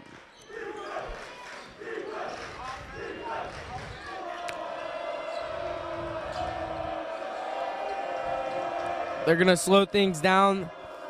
They want to get the best shot they can before half, and as I say that, Jacob Byrne and Mason Burns miscommunicate. Ball goes out of bounds. 25.5 seconds left, as Phillips will take Eli Isaacs out of the game. And the Mustangs will look to get their last shot of the half, see if they can gain the momentum. Both teams kind of going back and forth right now on the defensive end, playing really good defense. Burnett forces up a shot off the mark. Phillips and the Hornets run the ball down with 10 seconds to go. Jacob Byrne and Gabe Phillips have both hit a couple buzzer beaters so far in this season. Inside, Josh Dessenberger gets the bucket to go. Hornets take a 4-point lead heading into the locker room. 27-23 our score. A great second quarter from the Hornets, and they scored 20 in that second quarter. We're going to see if they could keep the momentum on this loud stadium here in this second half. We'll be back at Hornet Studios.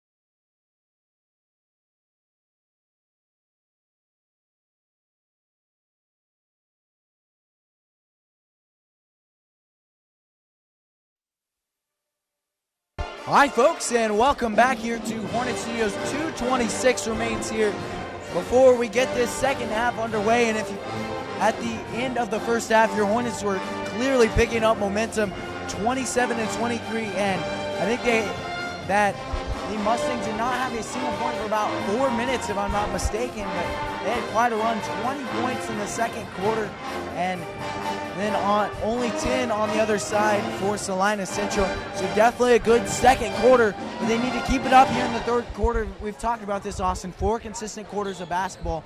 If they can do that here tonight, they can go home with a win, their first regular season win outside of tournament play. So that'll be big, especially against a team like this, just making their name, continually proving themselves. What did you see that the Hornets need to keep up here in the second half? Well, you know, Caleb, I like the switch to a 1-3-1 defense. They were playing a help man defense, and they were helping a little too much, which is creating open shots for this Mustangs team.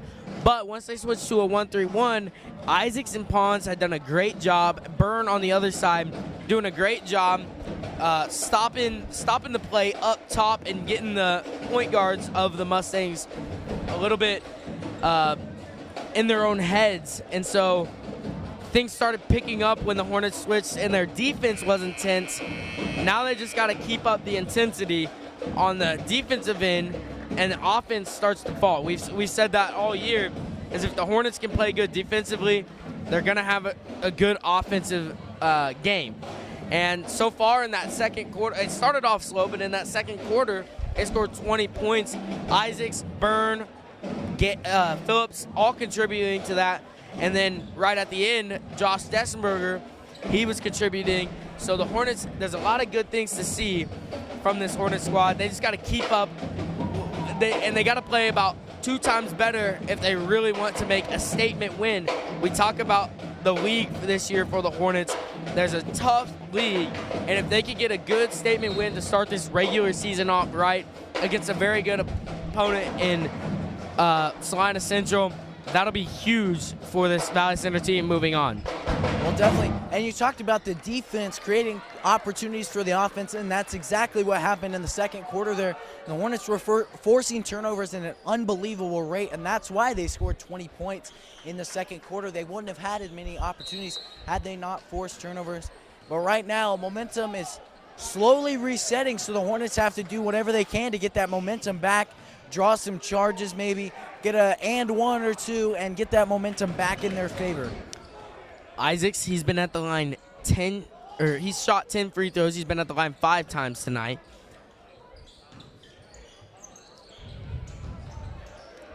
And that'll be a turnover to start the quarter for the Hornets. So they're sticking with the zone on the Hornets. It looks like they switched to a 2-1-2. So I like the idea of switching up the defenses, keeping the Mustangs on their toes. Definitely, and that's one thing I talked about. The Hornets know how to run multiple defenses. Excuse me.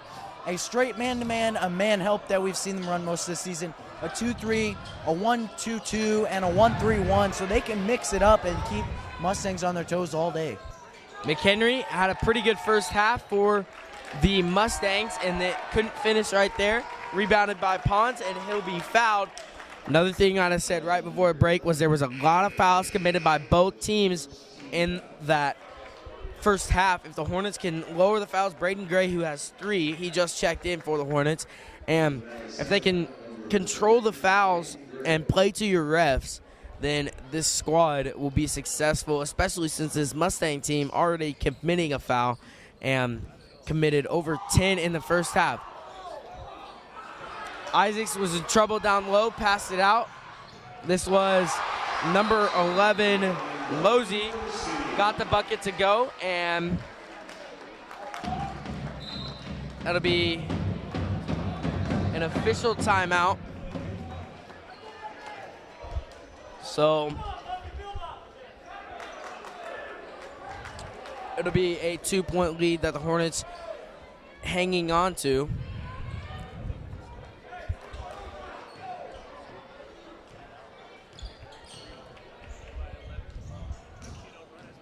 Phillips gonna dribble in, and he'll be called for a travel.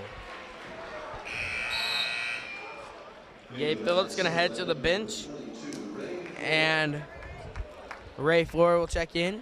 Hornets keeping that light pressure just to see if they can get a steal. Isaac's at the top for the Hornets. Here comes Watson and the Mustangs. McHenry down low. Got it out to Watson, and Isaac will steal it.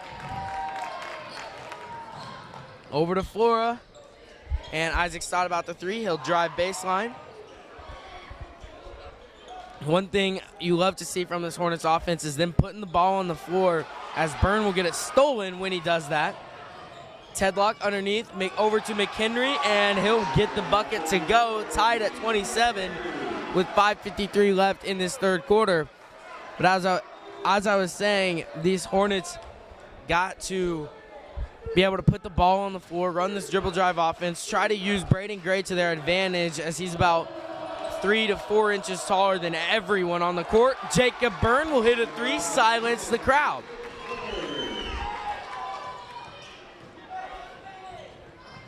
This is Burnett, who had a big first quarter, off the mark for the Mustangs. And here comes the Hornets. We're talking about Braden Gray, and I certainly have wondered why the Hornets haven't used him more. He's really good at finding that backside on the drive and then getting those passes from guys like Isaacs or Pons who can make assists. So it's just see if he'll get more involved later in the season being that backside guy. So Isaacs almost got the steal after he made a beautiful inside move to get the bucket to go.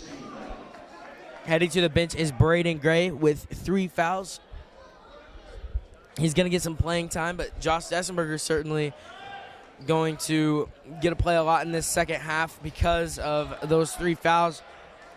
Coach Unruh wants to save Gray, and it'll be Mustang ball. They're messing around the three-point line is Losi off the mark. Josh Dessenberger with the rebound. Byrne set to set things up for the Hornets. Byrne lost it. Up the floor is Watson, and he'll lay it in for the Mustangs. Coming back down the court are the Hornets. They like to play with high-intensity, fast ball play. Jacob Byrne from deep. He hit that one from Valley Center. 35-29 the score. Well, today Jacob Byrne told me he was confident he can hit at least 5 threes, and that shows you the confidence in his shooting. He was a mile back from the three-point line, and he still drained it. He hit 15 threes in that tournament. He has 3 tonight, and it was slow in the first half, but he's starting to pick up. We know if this Hornets offense can get rolling around the three-point line, they're dangerous. Jacob Byrne leading the team in three-point attempts and makes. He's very confident in his shot, like you just mentioned. Losi tightly guarding Isaacs. And inside is Dessenberger. And Flora and Isaacs will set a new offense up.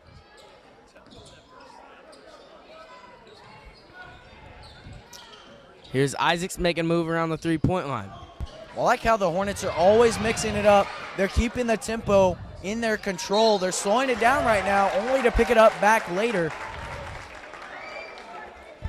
And a foul there.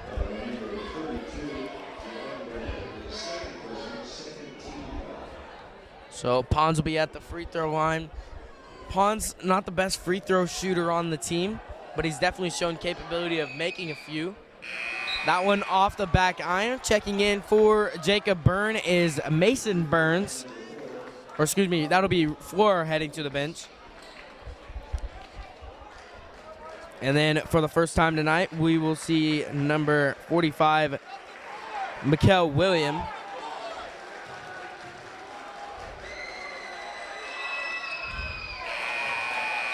Looks like there were 6 players on the court from this Mustangs team.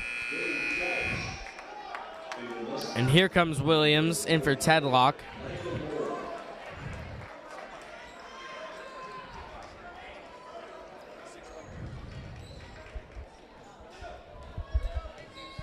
It'll be Losi bringing things up to set an offense up for the Mustangs.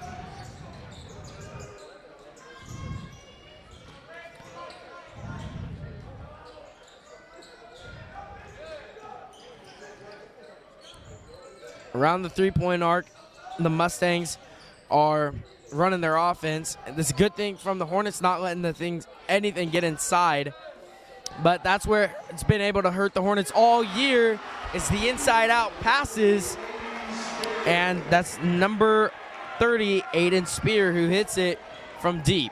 4-point ball game, 2:30 left in the third quarter. And that's always the weakness of a zone defense. Quick and long passes. If you can get a pass on a dime across the court, then you can always get an open shot against the zone defense. That was a downfall of the Hornets defense last year, and it comes to hurt them again as they're running that zone defense once again.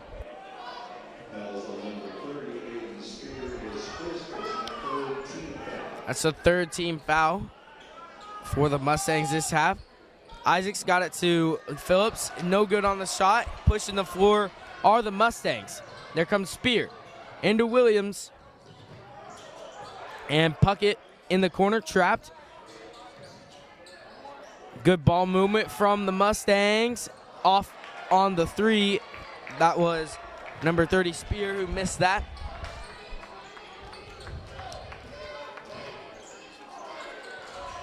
Byrne thought about the three, but he'll drive instead, get it to go with the left hand. Great move by Jacob Byrne. He has the last 8 points for the Hornets. In every possession, the Hornets are running a different defense to try to get this Mustang squad frazzled, and they end up doing that, as originally it was going to be Hornet ball, but they're going to call it Mustang ball, as Eli Isaacs must have tipped it in for Valley Center. Number 4, Pons. You talked about how the Hornets are running a different defense every possession. And if you have the capability to do that, why not do it? Because every time you come down the court, you never know what you're going to get, so you never know what to run. You never know where to attack because you never know where the best defended spots are going to be, and it really mixes it up, makes it very hard for this Mustangs offense to find anything. McHenry goes in, gets the and one. He'll be going to the line. This is his second and one attempt on the night. He'll be shooting one. Number 0, Stack, comes back in for the Mustangs, along with number 23, Brady Gray, for the Hornets. Reed McHenry at the line. He's 4 for 5 on the night. Looks to make a 3-point play here. And off the mark, Pons grabs the board. And good outlet pass. Hornets are off, starting their offense. Good handoff from Byrne to Phillips. And Isaacs will slow things down, trying to make a move on Stack. Gets in the paint, out to Phillips. Off on the 3, rebounded by Williams. Got it to McHenry. McHenry over Phillips to make it a 2-point ball game. We talked about Hornets not letting up and playing 4 quarters of basketball in this third quarter. It is now a 2-point lead for the Hornets, and the momentum has shifted to the Mustangs. 30 seconds inside to Gray. Gray gets blocked by McHenry. Running the floor. Phillips blocks McHenry, and now the Hornets gonna slow things down, or excuse me, they're gonna just go on the fast break, and they probably should have slowed things down and got the last shot, but it'll be a foul called on the ground, and Puckett at the free throw line, so they'll probably call it a shooting foul. That's Braden Gray's 4th personal foul. So, at number 5, Braden Dalrymple set to check in for the Hornets.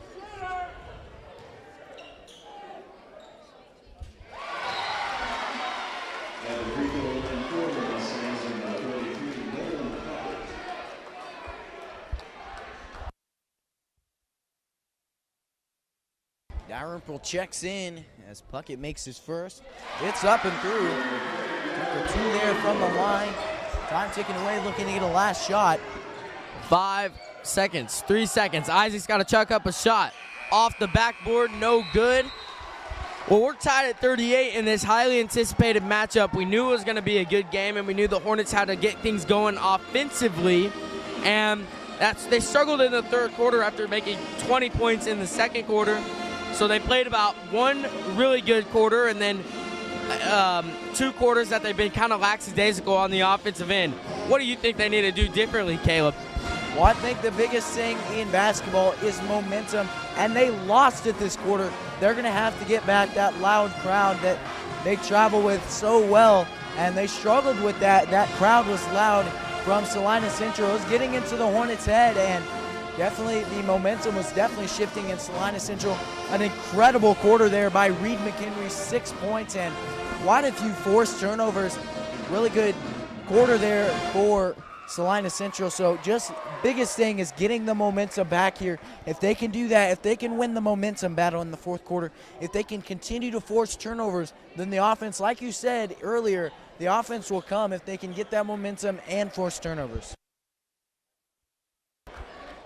So on the floor to start this fourth quarter, it'll be Isaacs, Gray, Phillips, Pons, and Byrne.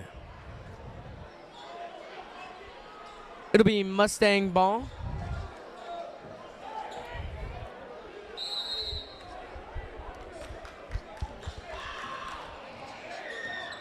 First regular season game for the Hornets, looking to get a win. And Isaacs and Stack fighting for it. And they're going to get a foul called as they let Isaacs play along with that ball for a long time, and then they're going to get him on a foul.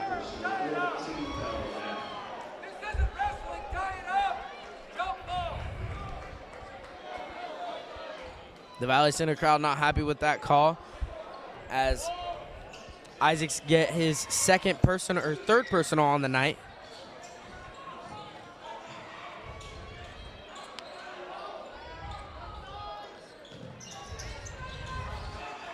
Up top, Stack got it over to Puckett.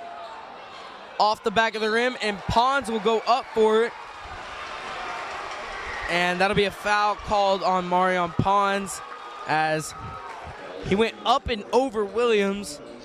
The definition of an over the back has to be going through the back of a player, and I'm not sure Pons did that. But McHenry will drain a 3 from downtown, and your Hornets have a 3-point deficit. And like you talked about, momentum, it's totally shifted right now. Hornets got to get a bucket or a statement from right here on this possession. Gabe Phillips hits a 3, ties the ball game back up, silences the crowd a little bit. Well, Reed McHenry on this offensive side for the Mustangs, he's had quite a quarter. Last quarter had 6 and completely shifted the momentum. And got a good 3 there. The Hornets are going to need to continue to shut him down. Well, no good on the second attempt from Pons after Phillips missed his first shot, and that'll be a foul called on number 0, Stack, as Isaacs and Stack were rolling around on the ground fighting for the ball. Number 11, Losey, and number 32, Burnett, checking back in for the Mustangs, along with, on the Valley Center side, Ray Flora. 6:39 left in this ball game. Tie ball game at 41. Number 22, Watson, checking back in for the Mustangs.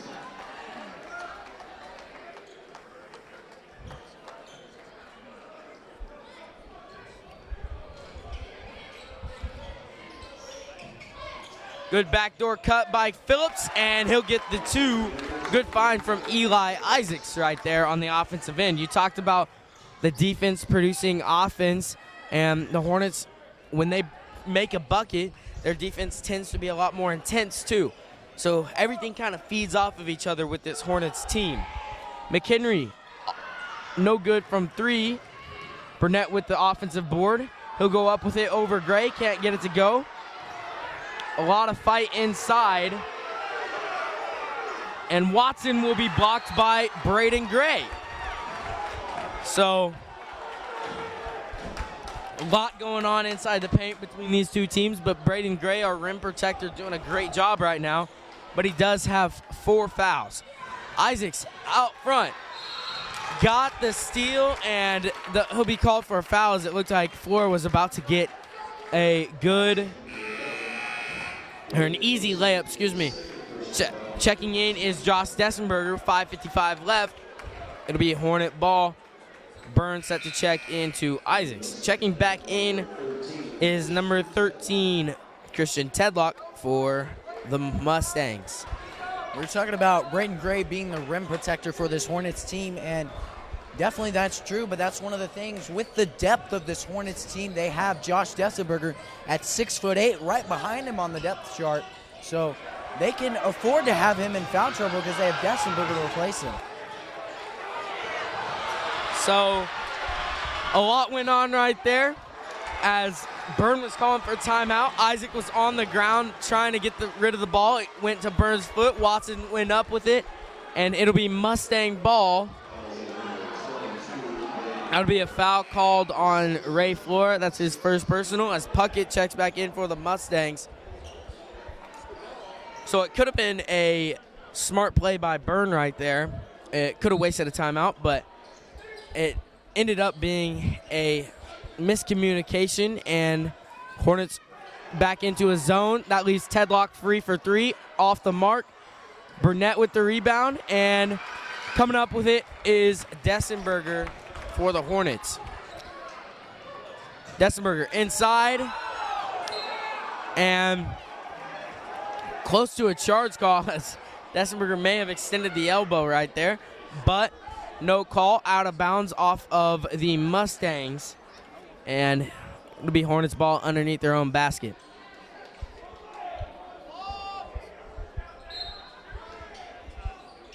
Byrne out for 3, spot shooter, Jacob Byrne for 3, 5-point lead from the Hornets.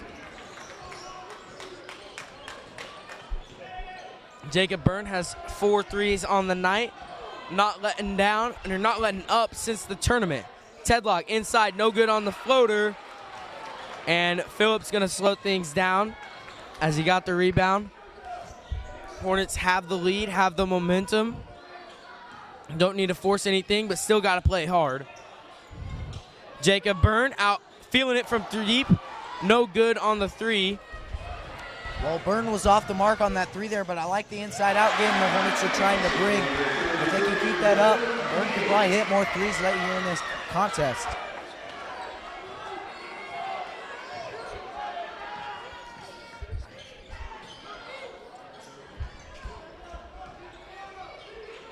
Three-point lead that the Hornets hang on to. We talked about the stadium and the crowd noise. 4, no good from 3.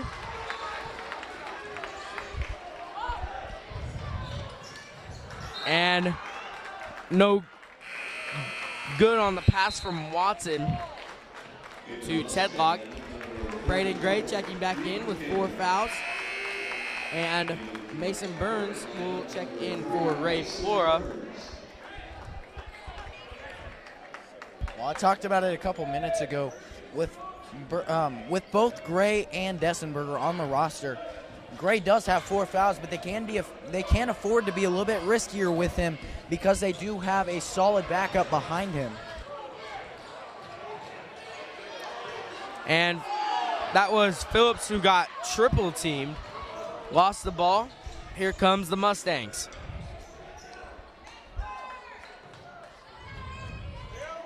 Watson gonna take a turnaround jumper. Gets that to go. 1-point game. Hornets need to score on this possession to stop the momentum, try to regain. And that'll be a timeout. Timeout called by Coach Unrau and the Hornets. We'll be back when play resumes. Stay tuned for an exciting finish.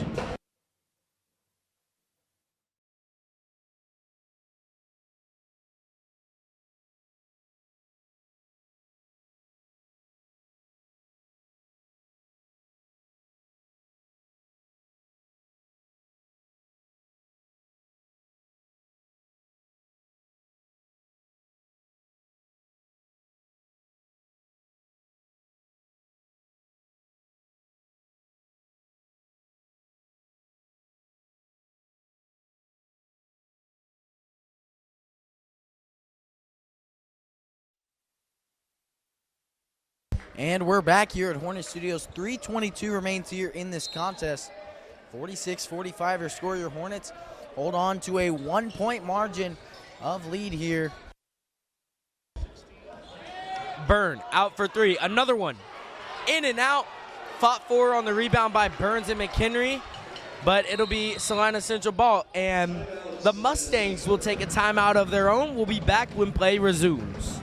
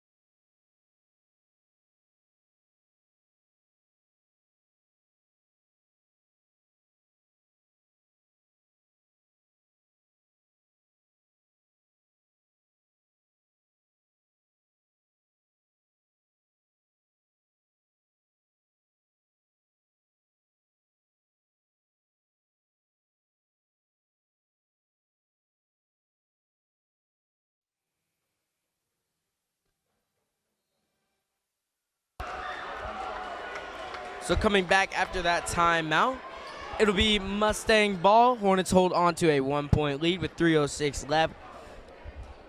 We'll see what defense the Hornets are trying to run. They're going to run the 1-3-1 defense that they've ran a lot of the second half. But they have switched it up almost every couple possessions, I guess. For a while, they were switching it up every possession.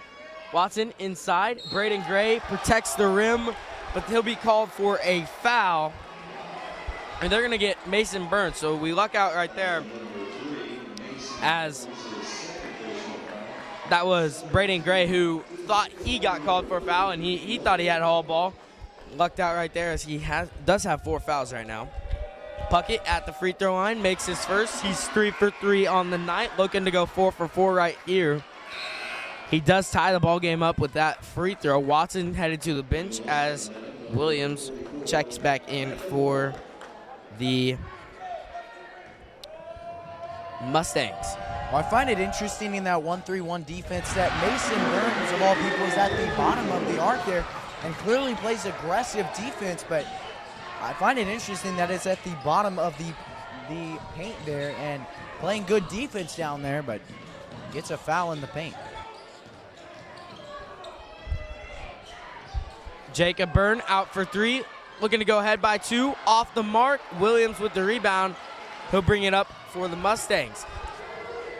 Tight matchup we got with under 2:30 to go. 47-46. Mustangs lead by 1. And you talked about this. You talked about this Hornets fan base traveling well, and that's for sure. I see everybody on this whole side of the stadium raise their arm up with 3 on their hands, and they're expecting Jacob Byrne to make that shot. He has definitely given them a good reason to expect that shot to be made. Good board there by Gray, and the Hornets set up an offense. Under 2 to play. Isaacs gonna spin out of control. Ball goes out of bounds off of Isaacs, and Isaacs frustrated right there. Maybe needed to slow things down as he tried to drive in. But the Hornets, they're gonna keep this pressure. They're gonna go man-to-man pressure, or excuse me, they're gonna run a 2-1-2 full court pressure. Watson inside, ball gets blocked. It's on the floor. And McHenry no good in the corner for 3, so the Hornets have lucked out 2 possessions in a row that the Mustangs haven't been able to hit their shots. And that'll be a timeout called by Coach Unrout and the Hornets with 1 minute 30 to play. Hornets down by 1 in an exciting matchup.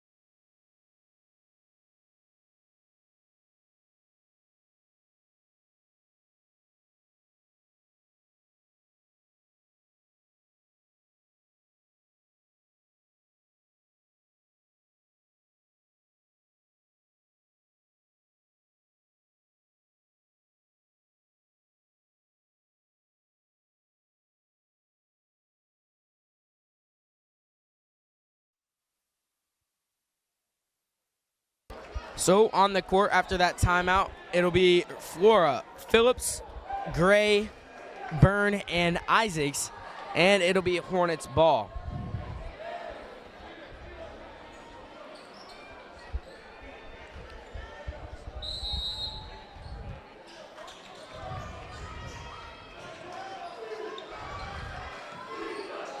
Hornets going around the arc, running that dribble drive offense, trying to get something going.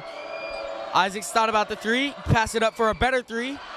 Off the mark from Phillips, and long rebound by Tedlock. You can't be mad at that shot if you're the Hornets. Phillips had a wide open look, couldn't connect, and that'll be a timeout. Timeout called by the Mustangs with 1:09 left. We'll be back after a short commercial break.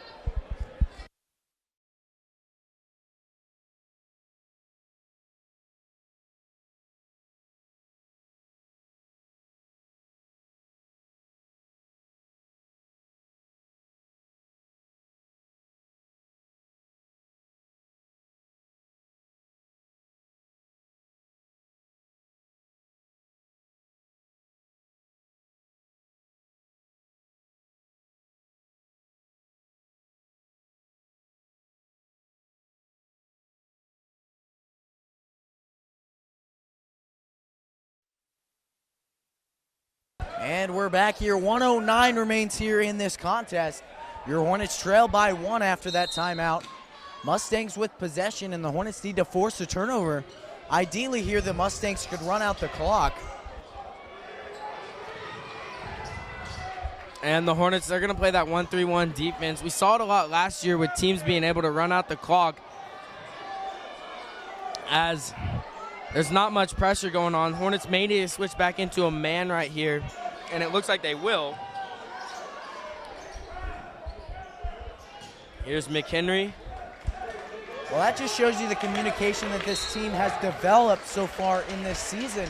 They're switching from a 1-3-1 to a man defense on the fly in the middle of a play, and that just shows you their communication. This team has very clearly developed good communication skills on the basketball court.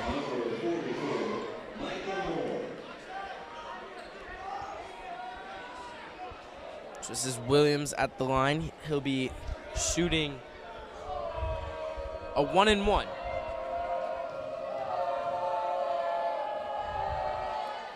His first off the mark, but rebounded by McHenry.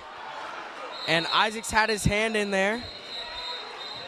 But they'll call a timeout. It'll be a full timeout called by the Mustangs. And with 34.9 seconds left, we'll be back here at Hornet Studios for an exciting finish.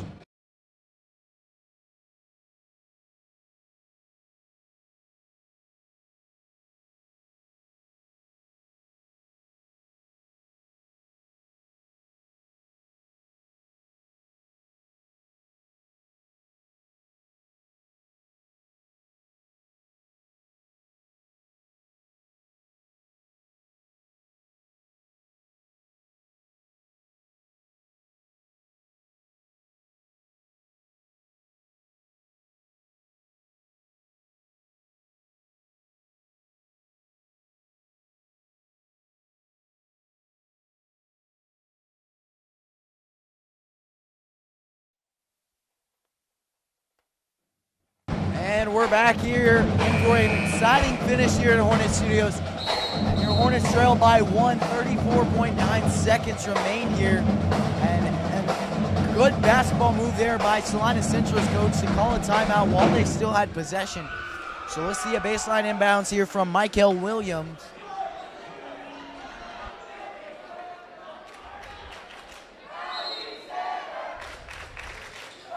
He'll get it to Tedlock. And then the Hornets will have to foul. It's better to foul now and get more opportunities later in the game on the offensive end, for the Hornets. And hopefully Tedlock can miss these. It'll be a 1-and-1. And his first banks in. Tedlock gets that one to go.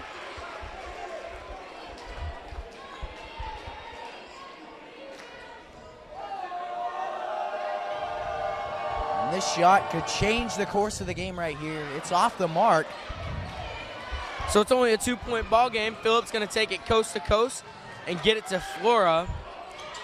And the Hornets, you would expect them to slow things down. Isaacs inside. Braden Gray goes up with it, and he'll be called, or it'll be a foul called underneath. Braden Gray going to the line. He's tried to perfect his free throw. He struggled all last season shooting free throws. He's changed up his form. Let's see if his first free throw will go in. Loud crowd, and his first is off the mark. Pons will check in for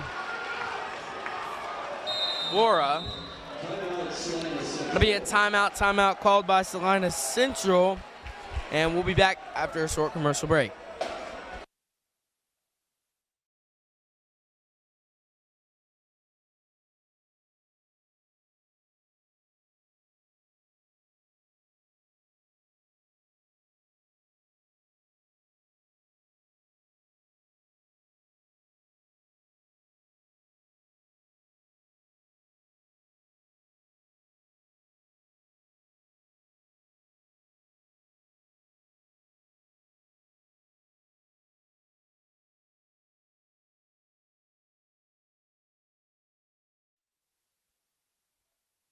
And we're back here. Braden Gray looks to take his second of 2 shots after missing his first. And a timeout there by Salina Central to possibly ice the shooter. We'll see what he does, and honestly might not be a bad position to miss it on purpose and get the rebound. So at this point, the Hornets can't get the lead with this free throw shot. We'll see what Gray does.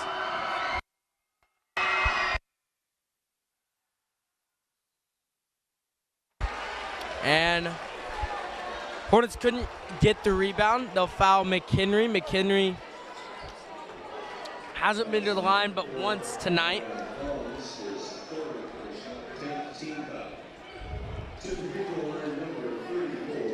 Two big free throws from Reed McHenry right here.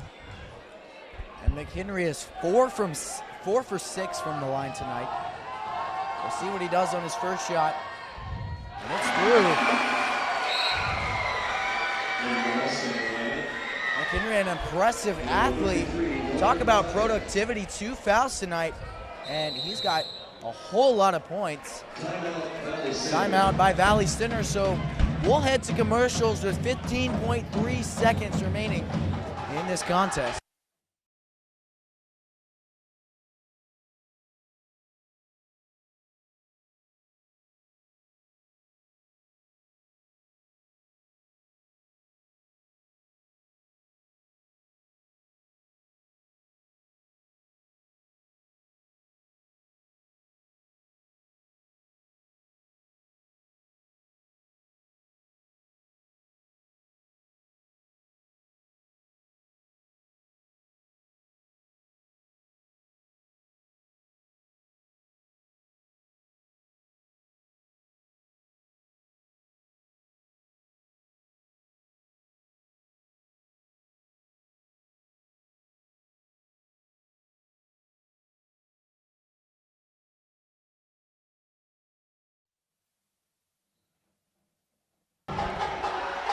So a big free throw right here from McHenry, and it'll be 5. Braden Dalrymple checking in for the Hornets after that timeout. And McHenry, as I was saying, he's had 18 points on the night. He's 5 for 6 from the free throw line.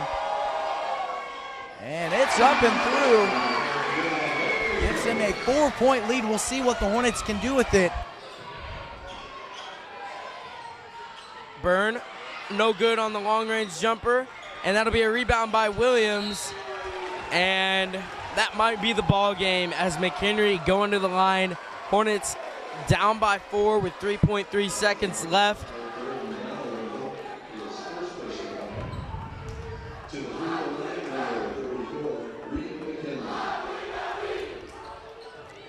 Here's McHenry's first. Gets it to go, so now a 5-point ball game with 3.3 seconds left. Almost impossible to get 2 shots off right now if you're the Hornets. So that might have done it.